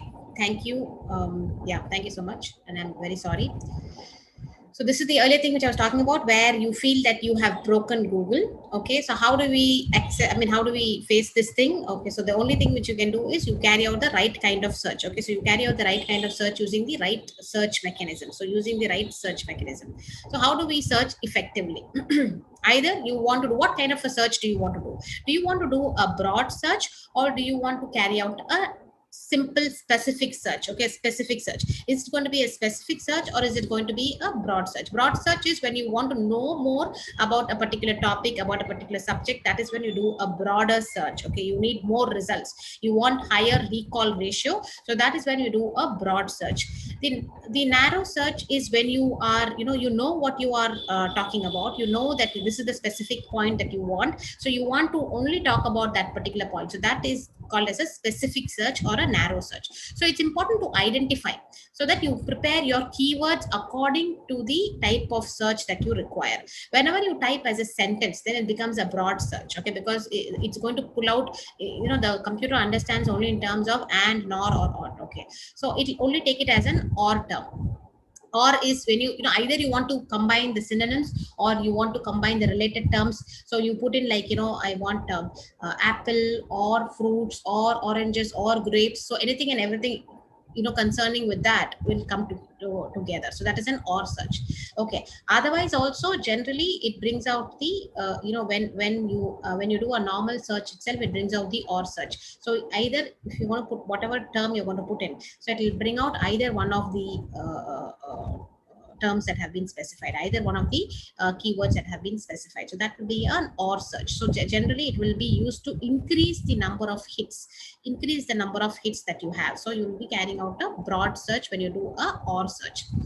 When you want to reduce the number of hits, then you use the and search, where you specify saying that I want apples and oranges. Okay, I want to make sure that it comes together. I want apples and oranges. I don't want apples or oranges. Okay, I want both the words to appear together in the document. I want both these words to appear together.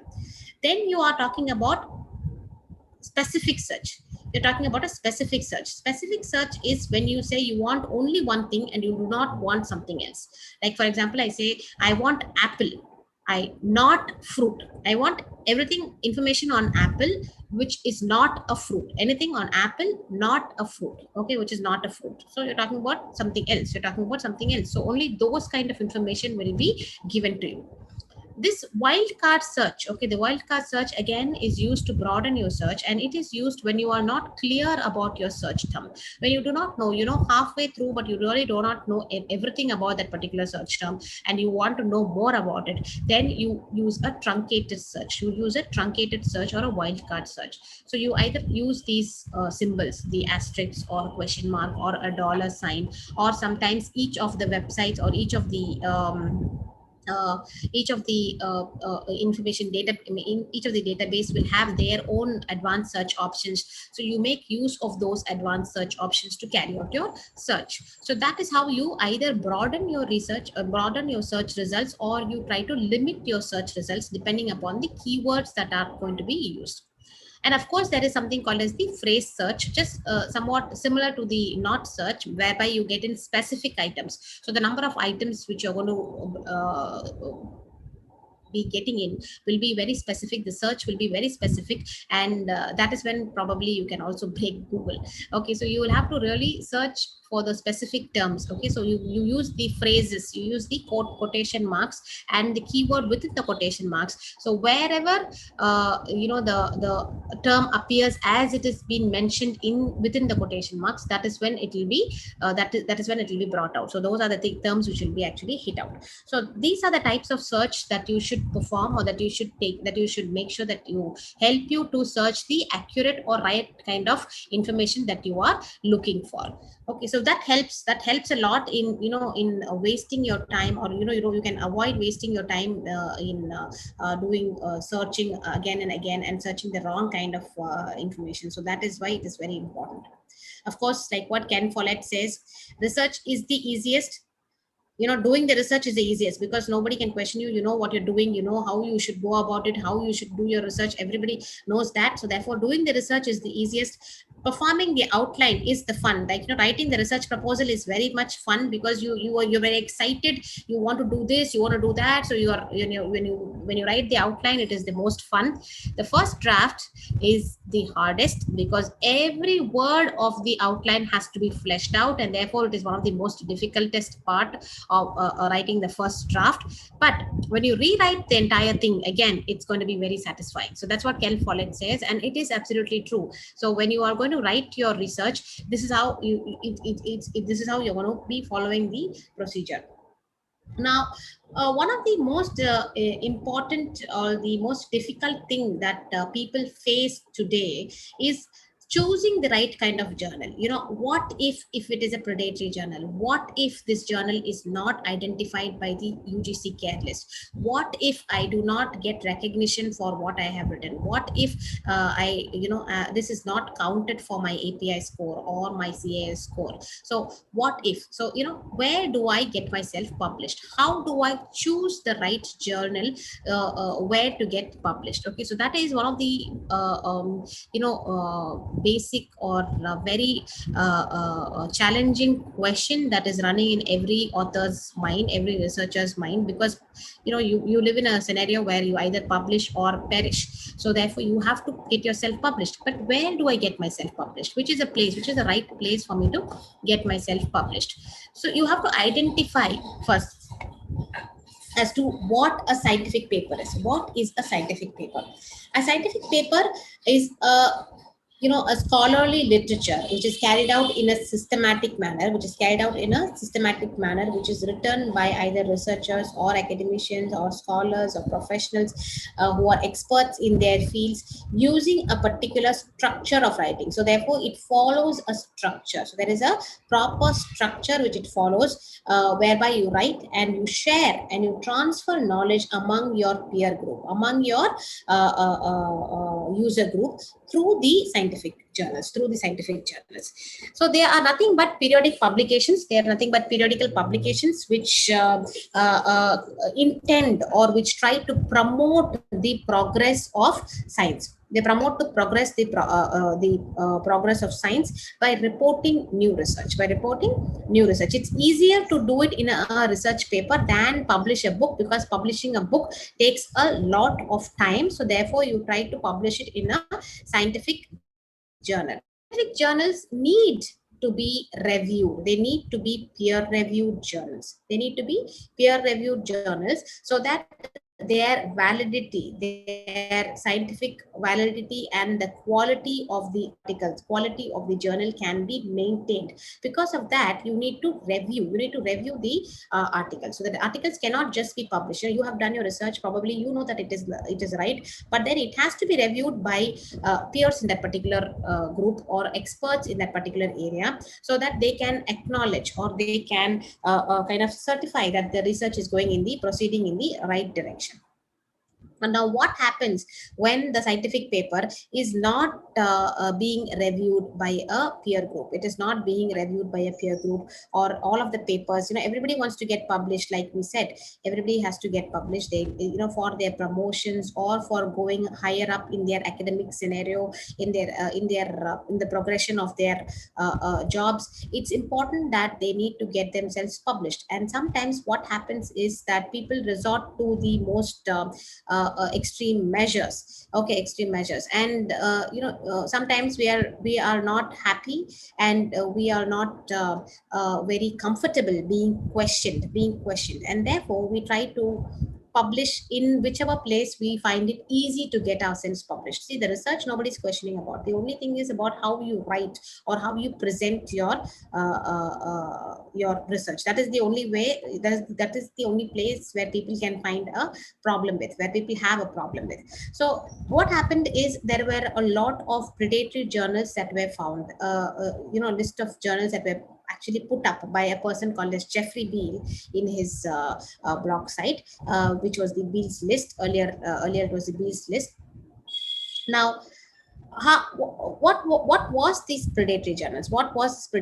So it is nothing but a list of questionable scholarly open access publishers and journals, okay, which they brought out journals which were not being reviewed by any particular person.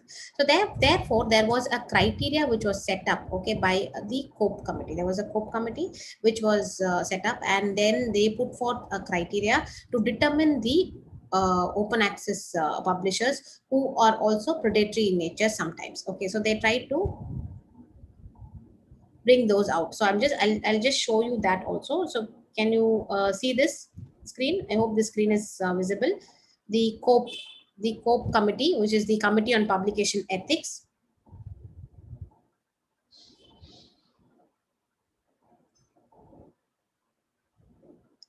Is this visible? I hope this is visible.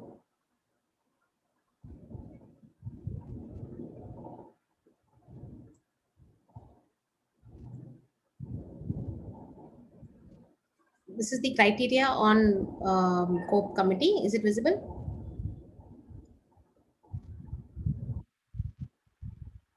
Yes. Okay. So this is the criteria. This was given by Jeffrey Beal in 2015. You can see the criteria, which was recognized by the COPE committee, which is the Committee on Publication Ethics, and they bring out what a code of conduct for the journal publishers, and they also put forth the transparency principles and best practices in scholarly communications. Okay. So how they bring it out now? When these journals, okay, some of the journals, when they are a part of an indexing and an abstracting database, then there is no problem because they are already part of an indexing source, so therefore they will be recognized. They will have a set of peer reviewers. But these single journals, so journals which are just brought out, single journals, then it's important for them to identify or to specifically speak about who is the editor of that particular journal, who is the editor of that particular journal, who is the publisher of that particular journal. Okay, so these are the reasons why a particular journal will be termed as a predatory journal. So you can look here, and I will also show you another site, okay, which will tell you.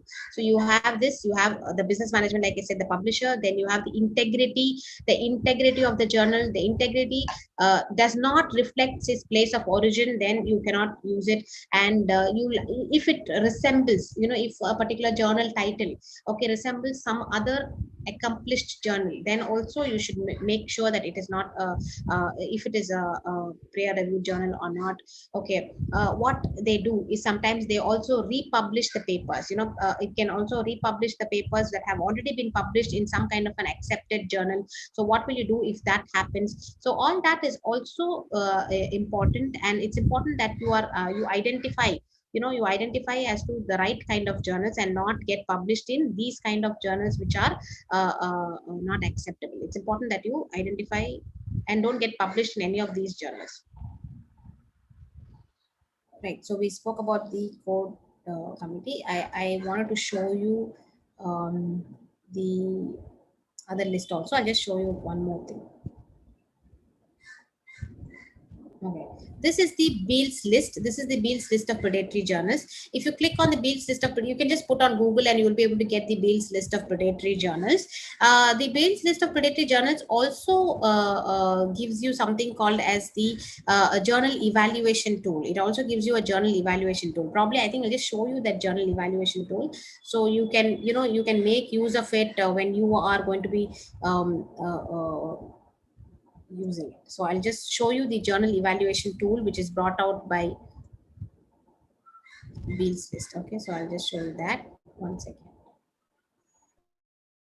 Beal's list, and you will be able to see Beal's list. Jeffrey Beal's list of predatory journals.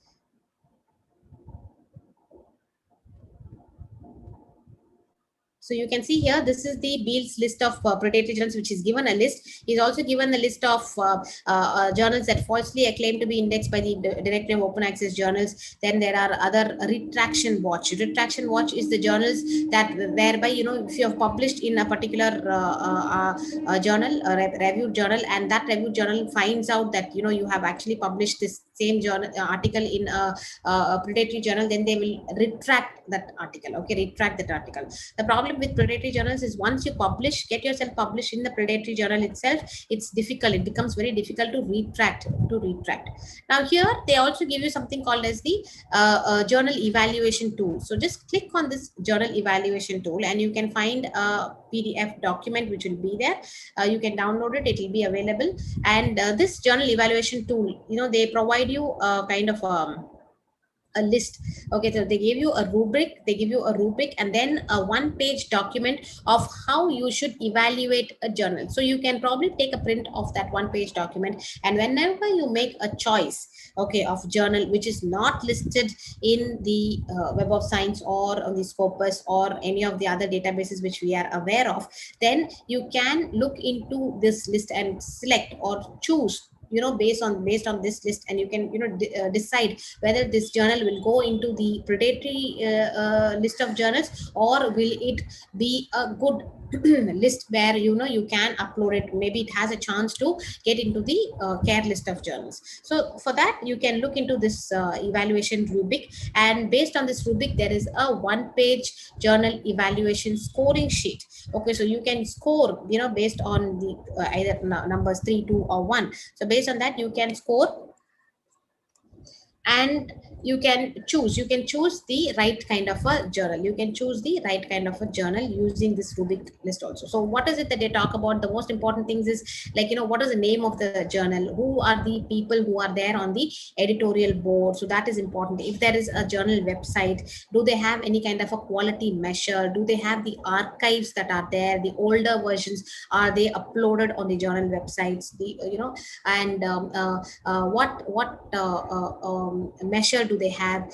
If the journal is speaking about some kind of an impact factor or a site score or something like that, and just remember that the site score or the impact factor can only be given by Scopus or by Web of Science. It cannot be specified by any other source. It cannot be specified by any other source. So the impact factor only comes from journal citation reports, which is from the Web of Science, and the site score only comes from the Scopus database and not from anywhere else. So anything else that is beating around the bush, like the T impact factor or the G impact factor, all those do not matter. Okay, all those are dubious and they are false claims, and you should not fall for those kind of claims. Okay, so always make sure you check for it.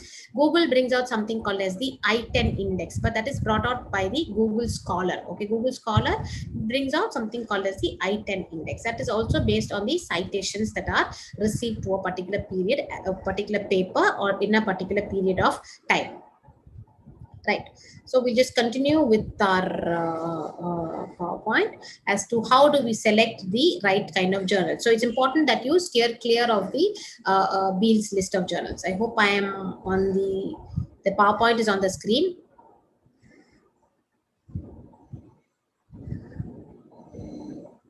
Is the PowerPoint on the screen, everybody? So if anybody can just confirm. Yes. Okay. Yeah. Thank you.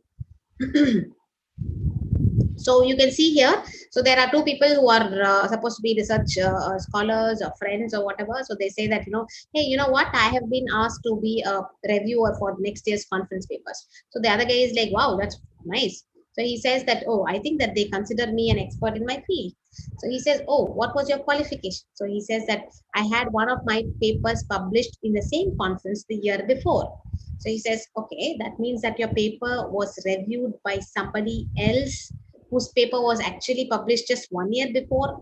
So, so what kind of, how do you think that a person can become an expert just by publishing in one particular year? If you publish, can you become an expert? So that's what they're trying to say. As a faculty, I receive so many mails from so many publishers requesting me to become an editor of a particular a publication or something like that. But how can I become an editor when I don't even know which subject they're talking about? Of course, it will look to put on my CV. It will look very nice to put it on my resume and all that. That I have been an editor of so and so things. But then just imagine if it's going to be a predatory source, then all of that is going to affect my credibility also. That I was part of a predatory journal. Okay, I was part of a predatory journal, and there was no kind of an editing process that was followed. I was not doing any kind of a peer review. So it doesn't matter. Look into the right kind of, even if you're going to take time, even if it's going to take time, it's okay. Even if you take a long time, rather than, probably if it's a predatory journal, you can just pay some money and maybe in 6 months time get your article published. But what is the point of getting an article published when that article is not going to be accepted by the scholarly community, okay, or the academic community? What is the point of getting yourself published? So that is what you should think about. So, take time, spend your time, work hard. Your research is good. Only thing is the writing process. Hone your writing process, hone your scientific writing skills, and then try to get yourself published in any of the listed journals. I mean the Web of Science or the Scopus or the UGC CARE listed journals. so that even if you get one of your article published, okay, one of your article published, then your life is set. So it's like you have accomplished it. Okay, so and once you do one article, then the rest of it is going to be a very easy process. Rest of it is going to be a very easy process. So that is what you have to focus on. Your focus should be on getting yourself published in any of those listed journals.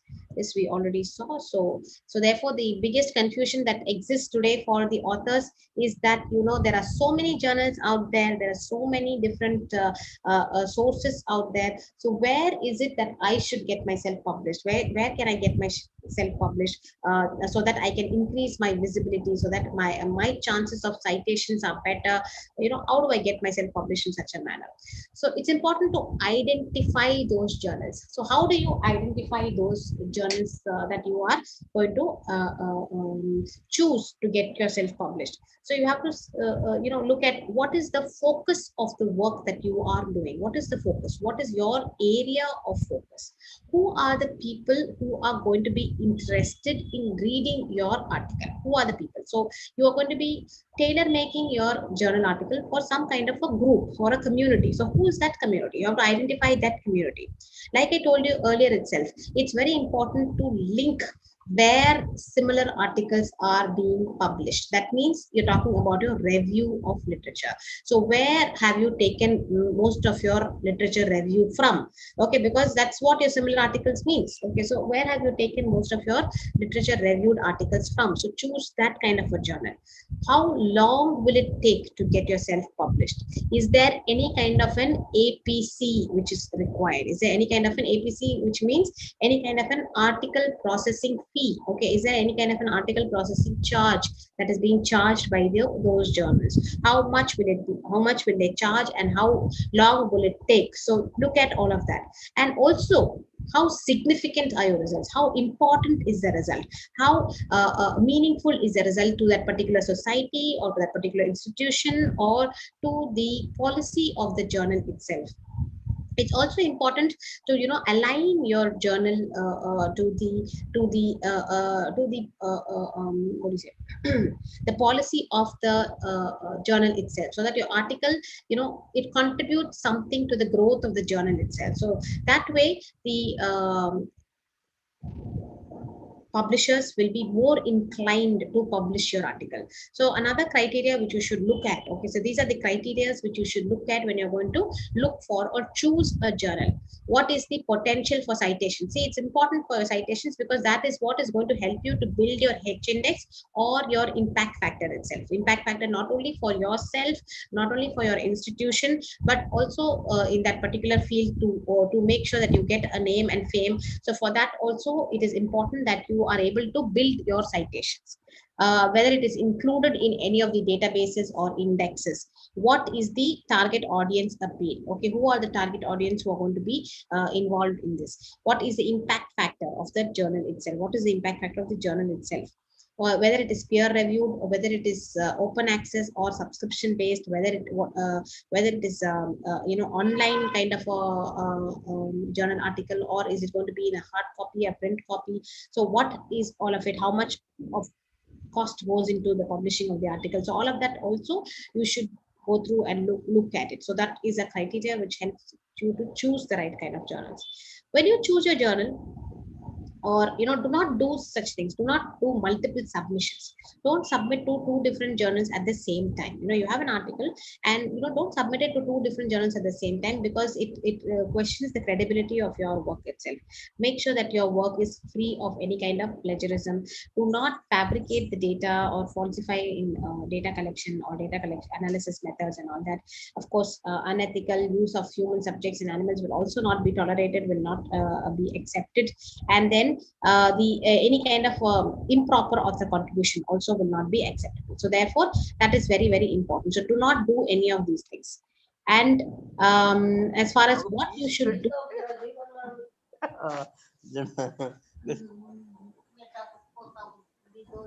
hello, can you hear me?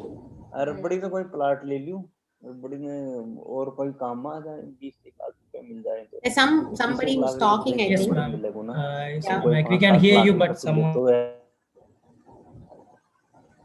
Yeah, now is it okay? Yeah, I think now it's fine. Yeah. So follow the right order. Follow the order in the way you can write it. This is the perfect order in which you should actually write. Okay, how you can write it. So, like I told you, your result, your methods and your research itself is something that you do, and of course that is going to be a perfect thing. So, methods and research, when you're finished already doing, you can write it immediately. Okay, your literature review will be ready. Your methods and your results, you can write it at that particular at any time, and you can have it ready for your work.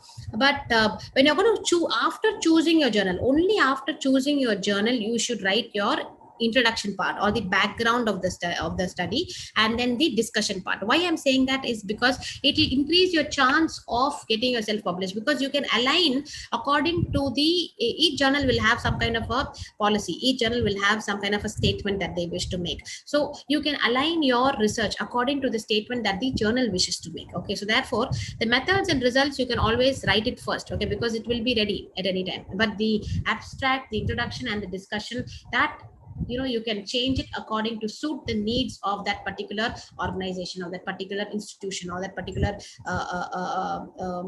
publication which is going to bring out your journal itself. So that is why you should do that after choosing the journal, so that it becomes even more easier for you to get yourself aligned with the line in which the journal itself is in. Now, I am going to be talking about a few of the journal selector tools, okay, which are available, which help you to select the right kind of journals in that particular field, which will help you to select your journals in that particular field. So we can look at these journal selector tools, and most of them are for free.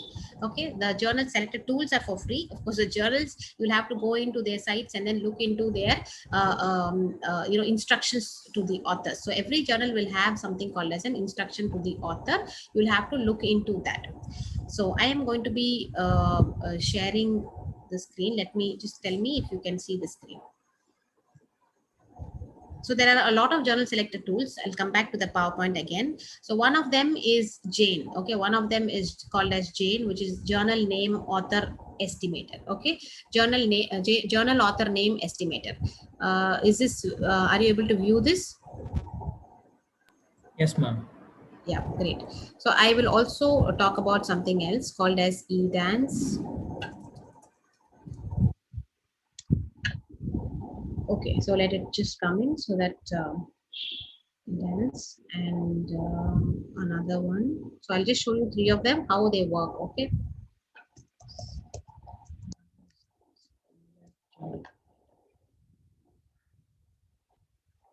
Yeah. So what we need is, like they say here, I hope you can see this. It says, insert your title and or abstract here. Okay. So this journal author name estimator is actually for the biosciences group. Okay. Psychology, biosciences. So all of those groups, because most of them, they are attached with the PubMed, Medline. Okay. So they are attached with those databases.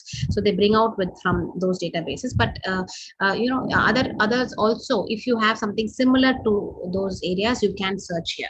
So if I'm going to give you a topic here, abstract. See, the best thing when you do a journal selector is, when you're using a journal selector is, I would suggest you give a 2 or 3 line abstract, because it will go through those lines, their number of keywords which are there, and then it will try to pull out the a more specific journals related to that particular area, rather than when you give just one keyword. But anyway, I'm just, for the purpose of showing it to you right now, I'll just use the keyword and show it to you.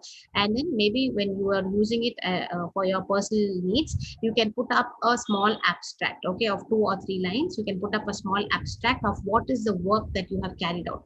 What is your article going to be talking about? What is your research all about? So you just give a few lines, about 3 to 4 lines, and it will pull out those journals. So right now I'm just going to be using a keyword. So if we have any keyword with us here, okay, everybody is only talking about the feedback link. Okay, so I'll just give a keyword, maybe somebody said stem cell research. Okay, so, and I'm going to say find journals. So you can see this here, find journals. Okay, so I'm just going to click on find journals, and I get a list of journals which are here. Okay, so you can see here The green ones indicate that it is listed in the Medline. It is listed in Medline. Okay, this is listed in Medline. It is currently one of the famous databases, medical databases. So it is listed in Medline. Okay, and then you've got PMC, which means the PubMed Central. Okay, PubMed Central database. So it's listed in PubMed Central database. And then these are all the journals. So you can click on any of these journals and try to see if you can get yourself published or not. Okay, so article influence in the sense it says that it speaks about how good that particular journal is. So I mean, what are the chances for your citation? So that's what it says. So that's what article influence. So how much time does it take for your article to get citation? So that is very important. So you publish because you want to get some kind of an acknowledgement. You want to get some kind of an acknowledgement. You want to make sure that your research helps other people who are doing their research. So therefore it's important to get that article influence. Okay, so article influence is very high, so that's a good indicator. It's a good indicator. So this is how Jane works. And then you also have high quality open access journals. That means it is not listed in any of these databases, whether it's Medline or PubMed Central, but it is listed in directory of open access journals and open access journal, and hence it is also of good quality in the sense that it is peer review, and it is there are opportunities of getting citations to this particular article also. So that's what it means. So that's how it shows in the Jane journal author name estimator. The other one which we have is EDANS. So I just show you EDANS here. Okay, EDANS is also another very good tool. They are not only into journal selector, but they're also into grammar and vocabulary builders and all that. Okay, so that is also what they do. It's a Japanese product. So like I said, you can search for either general or by journal name itself, or by publisher, field of study, or by abstract or keywords. So I'm just going to give in the general itself. So I'm going to put stem cell research. Okay, go. So it will give out, it will list out the journals, and then you can choose those journals. Okay, so here it will give only 500 results, but then you can see about 500 results is a very high thing. The only thing is you can sort out these results by either by title from A to Z, or from Z to A, or by impact factor, which is very, very useful for us. Okay, you can also sort these by impact factor, from highest impact factor to the lowest impact factor, or lowest to highest. Okay, and also by frequency in the sense how frequent is it going to be coming out, the frequency of the journal itself.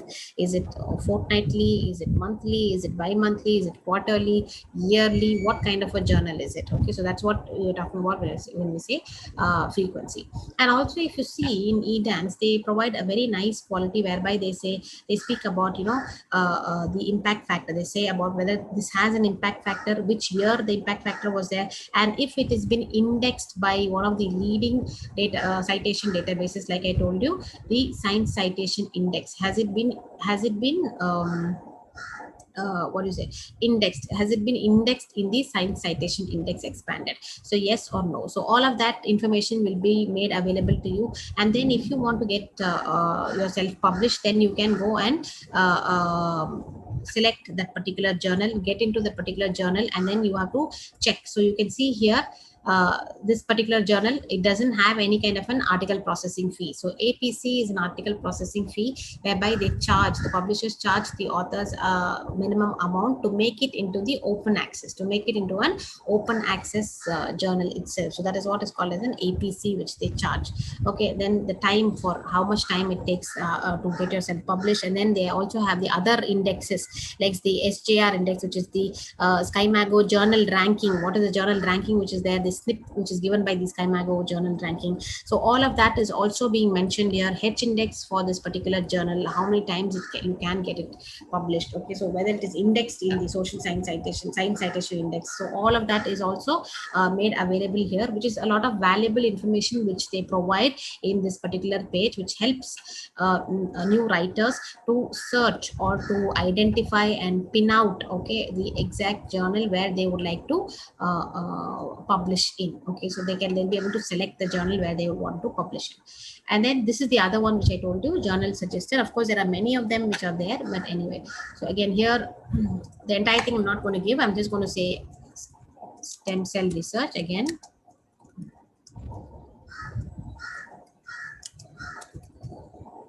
It says for the entire title, but we're not looking for it, so just search for the journal. So again, here also it says journal suggestion, and then you can see what they give you. Each one is different.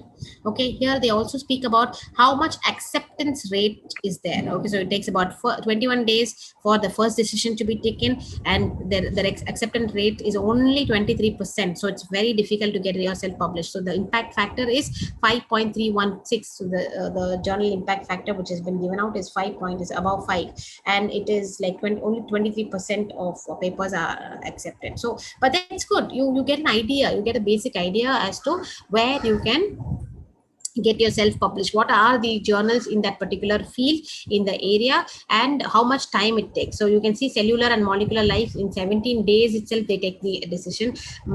Acceptance rate, it's fine. It's not about the acceptance rate, it's more about how much time you'll be able to know whether your journal is going to be published or not. So you get their review immediately. So that is also important. That's also very, very important. So you can make use of any of these journal selected tools, these or others also, which I'll be sharing now on the PowerPoint. So you can make use of these journal selected tools, any of these. So we just saw Jane, we saw journal suggester from Stringer. Of course, Elsevier's is also there. Find My Journal is there. Cofactor Science is there. Journal Guide, Edance we saw. Think, Check, Submit is of course there.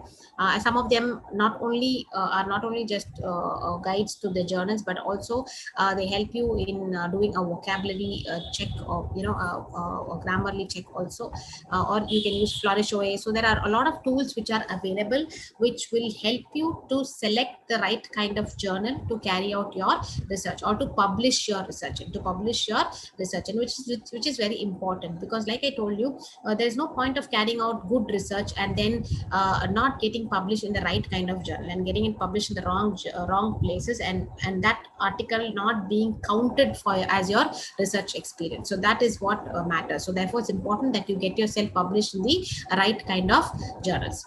The other important thing which people generally talk about, or which people want to know, is about the plagiarism. Okay, it's about plagiarism. Plagiarism, of course, all of you know, it is copying and pasting something. I mean, it's like it's making use of somebody else's intellectual property into your work, either accidentally or deliberately. Okay, so both ways, whether you do it accidentally because you don't know how to write a scientific paper, or you do a paid work, or you do a patchwork. Okay, so both ways it will be considered as a plagiarized work, whereby you have not, I mean, the work is not considered to be your work, but it has been copied, or it has been heavily borrowed from other sources. Okay, it has heavily borrowed from other sources. So therefore UGC is very strict right now in terms of laws against plagiarism. In India itself, we do not have separate laws which govern plagiarism, but it comes under the copyright law of 1957, and under the section 63 of the law. Okay, under the section 63 of the Copyright Act, okay, of 1957. So plagiarism can be punished, but the punishment is very, very meager, and if the plagiarism is not done for a commercial or a business or a trade purpose, then it can also be nullified. So therefore it's very it's very complicated, and it's not really in. But then academic plagiarism is considered as a fraud, and it can lead to a lot of serious implications, and it can raise a lot of questions about the honesty of the person, the academic integrity of the person itself. So therefore you have to be clear from any kind of an academic fraud. Now, what is the UGC policy in tolerating plagiarism? So what UGC says is that some of the works can be excluded from plagiarism based on the similarity which they contain. So the things that are included, okay, from the from the plagiarism reports is, all quoted works. If you are going to quote some work, okay, so quote some work, like for example, if you're going to do a literature study and you're going to take, in the field of literature, I mean, not the literature review, okay, in the field of literature, you're using a particular literature to study, so you're quoting that particular literature by another person, okay, so with necessary attribution and permissions, so you use that literature with the necessary attribution, then that particular thing can be ignored. But that doesn't mean that the entire literature review part itself will be in quotation mark. That should not be done. All of the references, the bibliographies, the table of contents, your front matter, your end matter, all of this will also be excluded from plagiarism. It is also excluded to be considered as plagiarism. And of course, all of the, any of the generic terms, okay, generic terms means which is common knowledge in a particular subject, okay, a common knowledge in a particular subject, the laws, the equations, the symbols, okay, all of those are also excluded to be considered from plagiarism report. So that is also excluded. Now, UGC is very strict about the level of plagiarism and the penalties, and they have put forth these rules. So these are the rules which UGC comes up with, okay.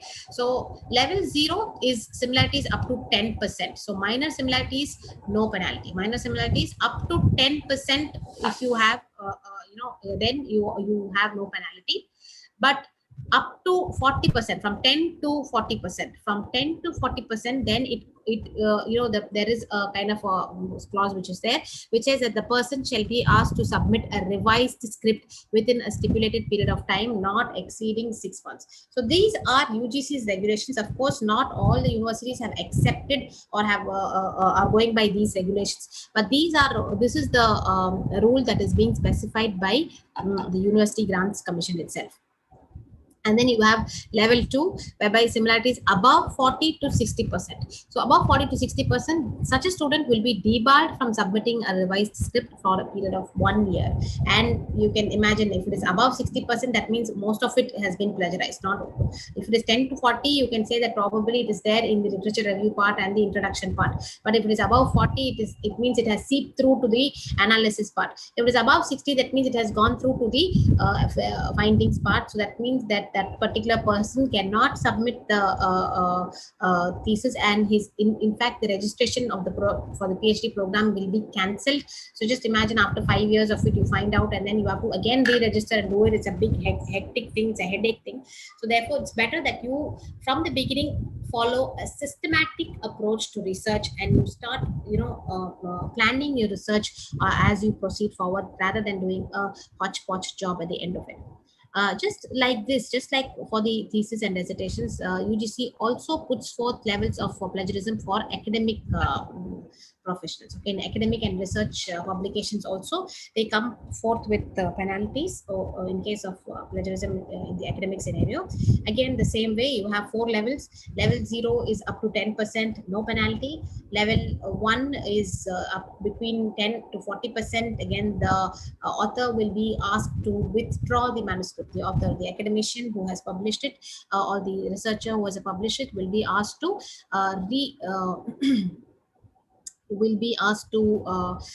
withdraw the manuscript.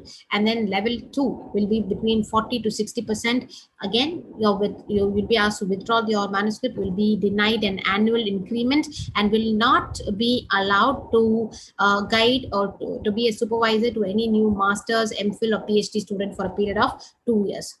Level 3, if similarity is above 60%, for about 3 years, you cannot be a master's or an MPhil guide, and you will also be denied to successful annual increment. So it's pretty strict, and they're coming down pretty hard on it, so that the plagiarism can be avoided, can be this which is so rampant in the academic sphere right now, it can be curbed. Okay, it can be curbed. So that is why they're coming down so strictly on the rules for plagiarism and right publishing. So how do you check for plagiarism? Of course, there are some commercial tools and there are free tools also. The commercial tools that are that are existent are the Turnitin, you have Authenticate, you have Okund. So these are all some of the commercial tools which exist. Apart from that, you also have certain free tools and certain tools which are which are very effective for a very less amount of money, unlike Okund and Turnitin, which demand a huge amount of money for subscription basis itself. So you've got copy leaks, you have duplicate checker, you have Qtex, plagiarism checker, plag scan, Viper. So any of these you can make use of. I can just show you one of these tools. Like I can show you probably duplicate checker. I'll just do it again on. Yeah, we can probably do duplicate checker.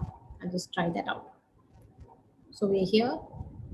I hope I'm clear, and if you have any doubts, please do hold on to them. We will come back to them at the end of the session. So you can see here duplicate checker. So I'm just going here, and you can see. I would suggest that you do not upload. So there is a option where you can upload the file. I would suggest that you do not upload the file because it might go anywhere and stay in the cache memory, and we don't know when it will come out. So therefore, do not upload it. So I'll just do a check here. What I'll do is I will copy one particular part of this, and then I'll do it. So it becomes easy for us to do it. Yeah.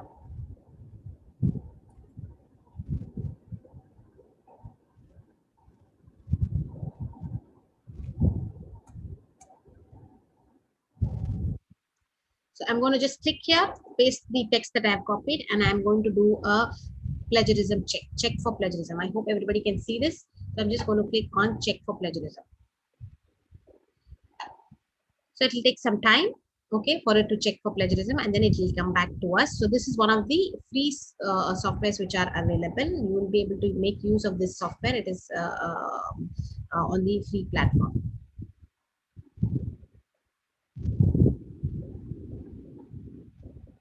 So yeah, it's taking some time. So other than that, we have other sources also. Maybe we'll just look into that.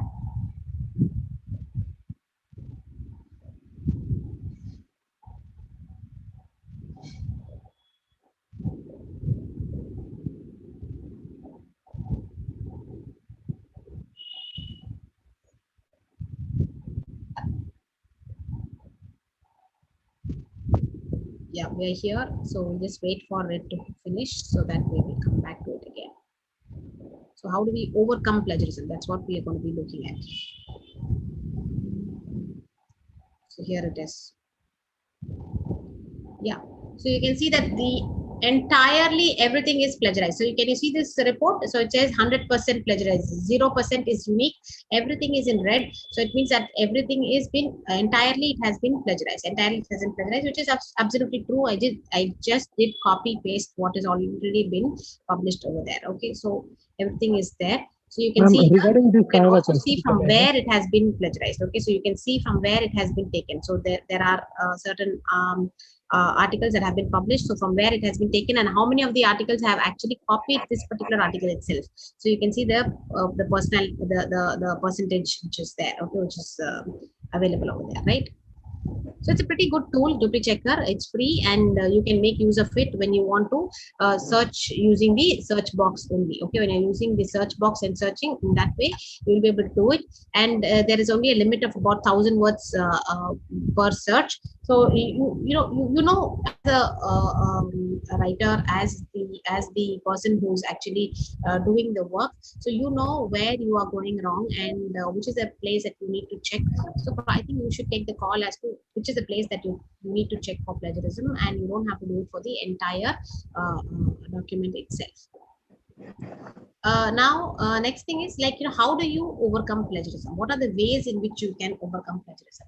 The only best way of overcome plagiarism is to cite correctly. Okay, you should know how to cite, and you should also know when to cite and how to cite. So when to cite in the sense that, people sometimes think that if it is common knowledge, there is no need to cite it. But sometimes if that particular knowledge which is common is not common in the place where you have publishing a paper, then it's important to have these citations. Most people think that it's on the online mode. That means you don't need to cite it. But even if it is on the online mode, and even if it is free, okay, then also it is important for us to mention the source or give credit to the source from where you have actually taken that particular document. And also you should have adequate skills in quoting and in paraphrasing the document itself. How do you quote and how do you paraphrase? So there are some examples of how you should quote and how you should paraphrase. So you cannot just use the words exactly as it is in the original document. So when you use the words exactly as it is in the original document, then that is not called as quoting at all. So therefore, you need to rephrase it. You need to reword everything. Not just use synonyms in the places necessary, but it's also important to change the structure. So therefore, you cannot just quote it. You cannot just use the same words and not quote the original article. So you have to have the skill in learning how to quote and in learning how to paraphrase. Okay, paraphrase means rewrite. Okay, so rewriting. So literature review is nothing but you're rewriting the the crux of that particular article. So that's what we're going to be doing. We're going to be rewriting it in the way that we have understood it. So how do we rewrite that particular article? Like for example, you can see here. Okay, in the original it says that, we do not yet understand all the ways in which brain chemicals are related to emotions and thoughts, but the salient point is that our state of mind has an immediate and direct effect on our state of body. Now, the acceptable paraphrase is that what he says is, in the way he is written it, you can see that although the relationship between brain chemistry, so he's changed that particular word, the whole sentence itself has been changed. And thoughts and feelings is not fully understood, but we know that our psychological state of mind has been changed into psychological states, and state of body is changed into physical state. Okay, so same here, you can see bodily states. Okay, and then the one sentence which is there is been broken down, and it is always written in the third person perspective. It is written as a third person perspective, which is which is very, very essential. Okay, it's very, very essential. You need to change the structure of the paraphrase itself. Okay, so you can see here what the writer did and why it is acceptable, because it was, the sentence structure was changed, the voice was changed, the synonyms, proper places that you had synonyms were used. Of course, there are certain generic terms like brain and chemicals, and those terms are emotions. So those terms need not change. But what is important is the cuts, the way in which it has been expressed, that needs to be changed. Okay, that is what a good paraphrase is all about. So we can also show you an example of an unacceptable paraphrase. So an unacceptable paraphrase is when you are using the same words as they appear, same words or phrases or a string of words together, okay, which appear as it is in the source document. When you are going to use it together in the same manner, then that paraphrase will amount to plagiarism. Even if you are going to cite that particular source, then also it will amount to plagiarism. Okay, so that's what I said, like I said earlier. So yes, all of this can be overcome, okay, if you know in what way or in which style manual you need to use, and if you are aware of certain reference management softwares, like if you are going to make use of Mendeley or Zotero or BitText or anything. Okay, so you're making use of some kind of a reference management software which can also be integrated with the Microsoft Word. Then you can easily overcome these kind of problems, and you can cite as you write your paper. So that is what is more important. So as you do your review of literature, as you create your review, you try to make sure that you create the annotated bibliography side by side, so that it is easy for you when you're going to put them all together. Now, earlier times people used to do it manually, but now it's all available through the electronic mode. So I think that we should make the most use of the electronic media, and try to do it in the easier manner, in the most easiest manner. Right. So before we finish, I would just like to say that you fail only if you stop writing. So write until you get it right, and definitely you will get it right at one point or the other. So I think we will stop here, and we can open up for any kind of questions that you have.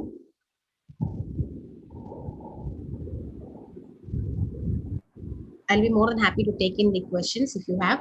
So we will close because I don't want to take it for a longer period of time. Ma'am, can I ask a question? Hello.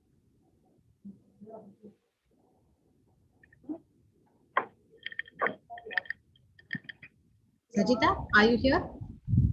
Is this okay? So we will stop here and we will take questions now for about 10 minutes.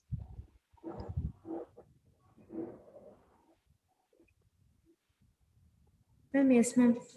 We'll stop and take the question and answer session, ma'am.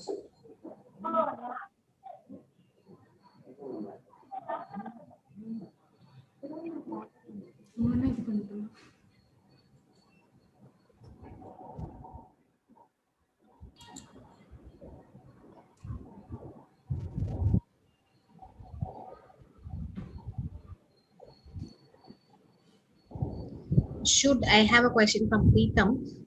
Should a plagiarism report for published papers show 100% for plagiarism? Should a plagiarism report, what happens if it shows 100% plagiarism?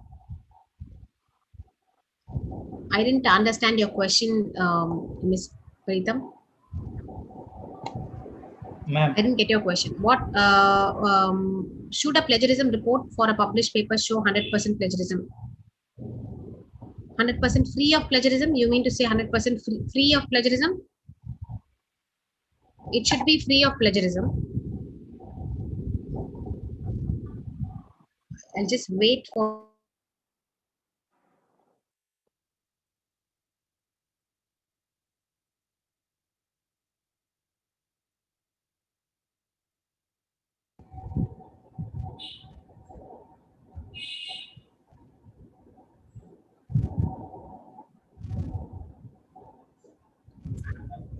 In plagiarism check paper and research.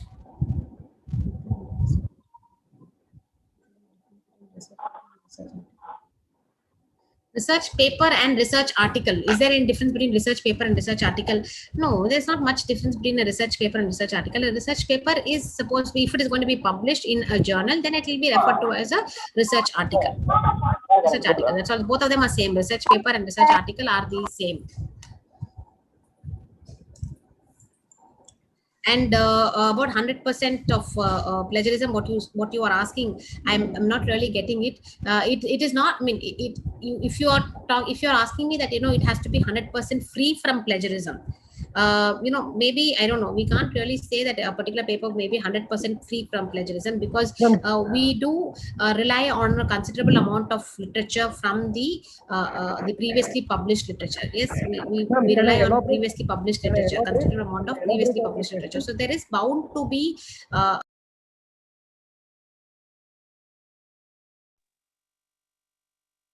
Ma'am, can I elaborate on my question, ma'am? Can you hear me now? I'm sorry, I'm continuously talking.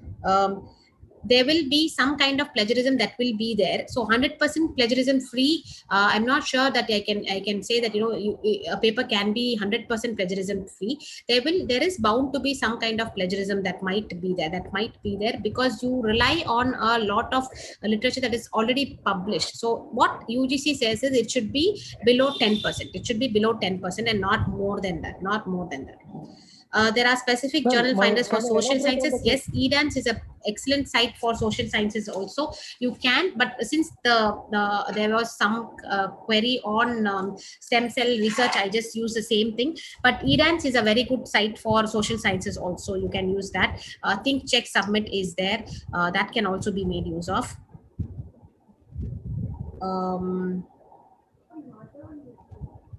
Okay, I'm just going through the chat. I'm sorry if I'm missing some of the questions. I'm just trying to be as meticulous as possible.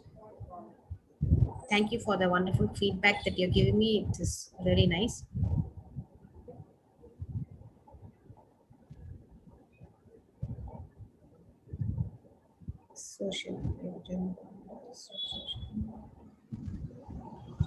Ma'am? Yeah, what are the tools which are there, and what are the chances that these tools are? Yeah, that's what I would suggest is I would suggest you not to upload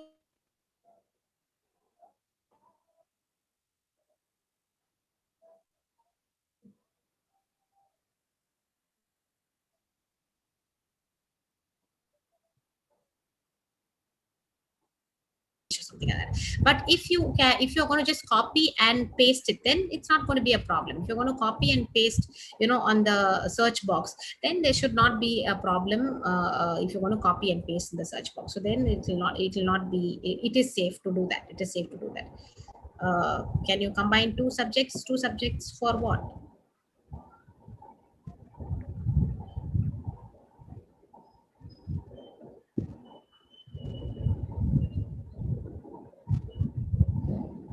Two subjects for what? I didn't get that. To make for research. Okay, is it possible to combine two subjects for research? Yes, it is multidisciplinary research. It is very much a thing, and yes, you can do research in two subjects. You can do research if you have a guide. I mean, yeah, of course there are a lot of rules which pertain to it, but if you get collaborating guides in the other subject, then, and if the subjects are related, then you can do research. You can carry out research in two subjects.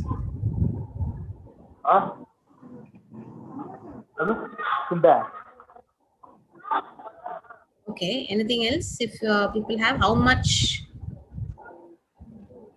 is allowed? Yes, if you had seen what I said, according to what the UGC rules are, I mean the recent rules which UGC has put up, according to them, they say that about 10% is only acceptable.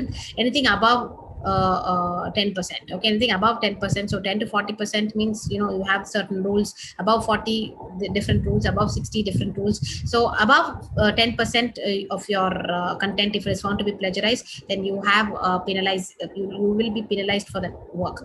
But it depends from university to university. It differs from university to university. There are certain universities who allow up to 18%. There are yet other universities who allow up to 20%. Okay, so it not all universities have accepted, but the criteria that the UGC puts forth is 10%. 10% of plagiarism is what they will accept, not more than that.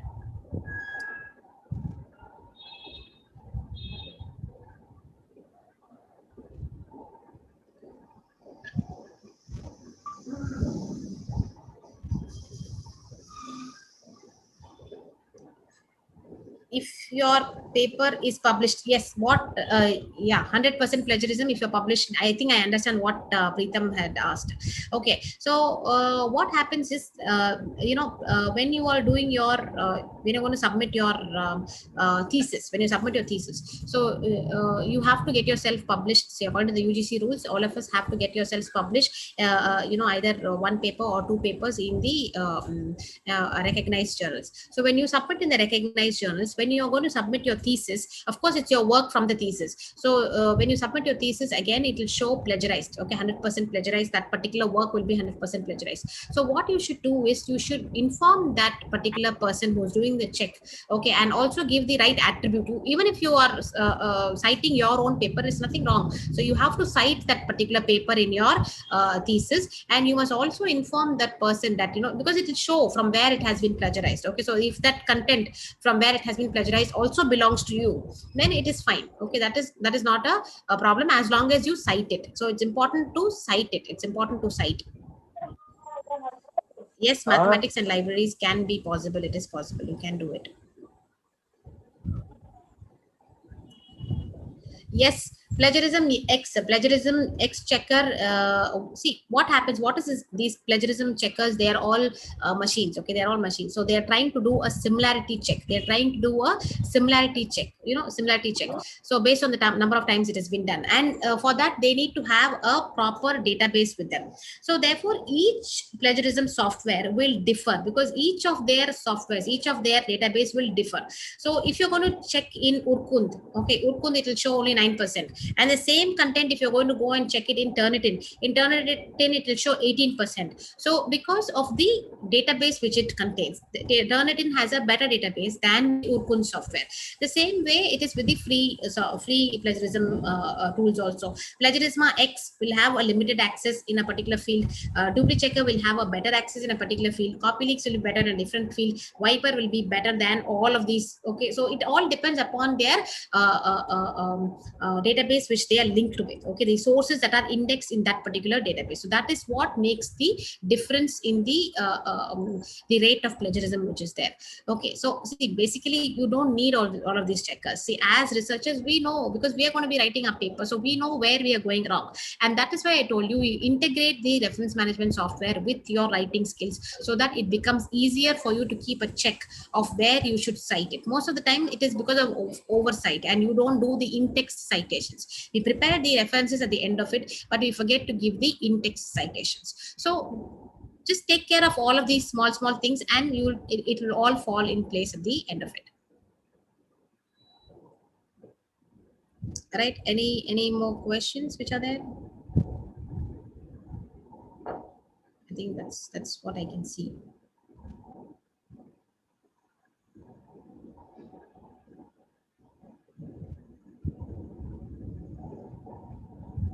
Thank you for being wonderful audience. Thank you so much. It's been wonderful to be here and talk to all of you for such a long time. Thanks for being so patient and being with us till the end of the program. I would also like to thank all the coordinators who have organized this particular program, and I would like to thank my dear student Sajita. I'm really proud that she's gone and she's organizing programs and all that. So all the best to you, Sajita, and your team. And I wish all the organizing members a very good day. Thank you so much. Thanks for organizing this in a very effective manner. Thank you. Thank you so much, ma'am.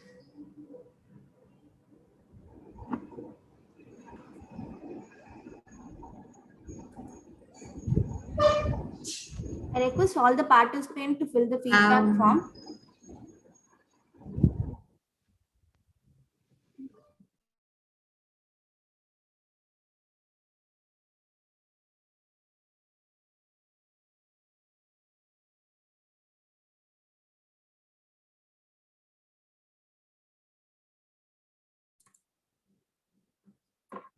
Good day all, I'm Hema Malini and I'm here to present the vote of thanks for today's webinar. I extend my most sincere thanks to Almighty God for making today's event a resounding success. With these blessings and grace, we are able to make this event what it was. I would like to thank our speaker, Dr. I cannot hear Hema Malini. Can everybody hear? I cannot hear you, Hema. I think you're talking. I cannot hear you. I'm not sure if everybody else is able to hear. Ma'am? We can able to hear, ma'am. You continue. Okay. Ma'am, for enlightening us with her knowledge. Today's webinar was full of knowledge and interesting things. It gave deep insight into the topic and also revived some interesting facts.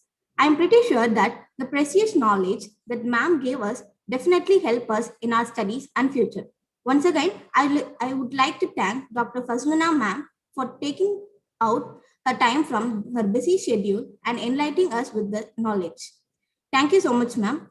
I would also like to thank our principal, Dr. S. Padmavati ma'am, Vice Principal, Dr. Rukmani ma'am, for giving permission to organize the webinar session. And also, I would thank our management, CIO, directors, program coordinators, technical assistant, faculties, and all those who worked hard to make this session success.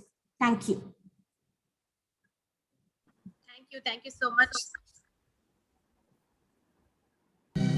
நீராறும் கடலொடுத்த நிலமடந்தை கெழிலொழுகும் சீராறும் வதனமென திகழ்வரத கண்டமிதில் தெக்கணமும் அது சிறந்த திராவிடன திருநாடும் தக்க சிறு பிறைநுதலும் தரித்தனரும் திலகமுமே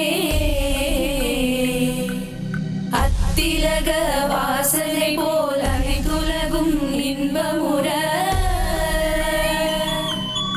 எத்திசையும் புகழ் மணக்க இருந்த பெரும் தமிழனங்கே தமிழனங்கே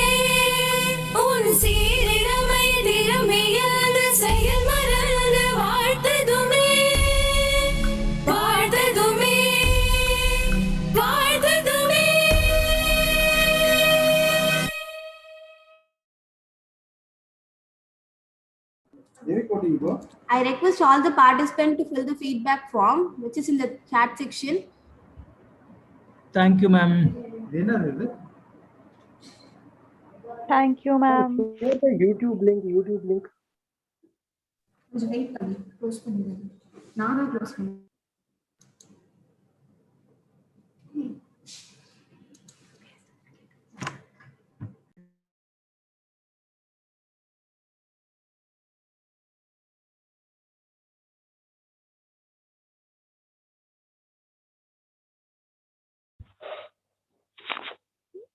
Ma'am, kindly share the YouTube link, please.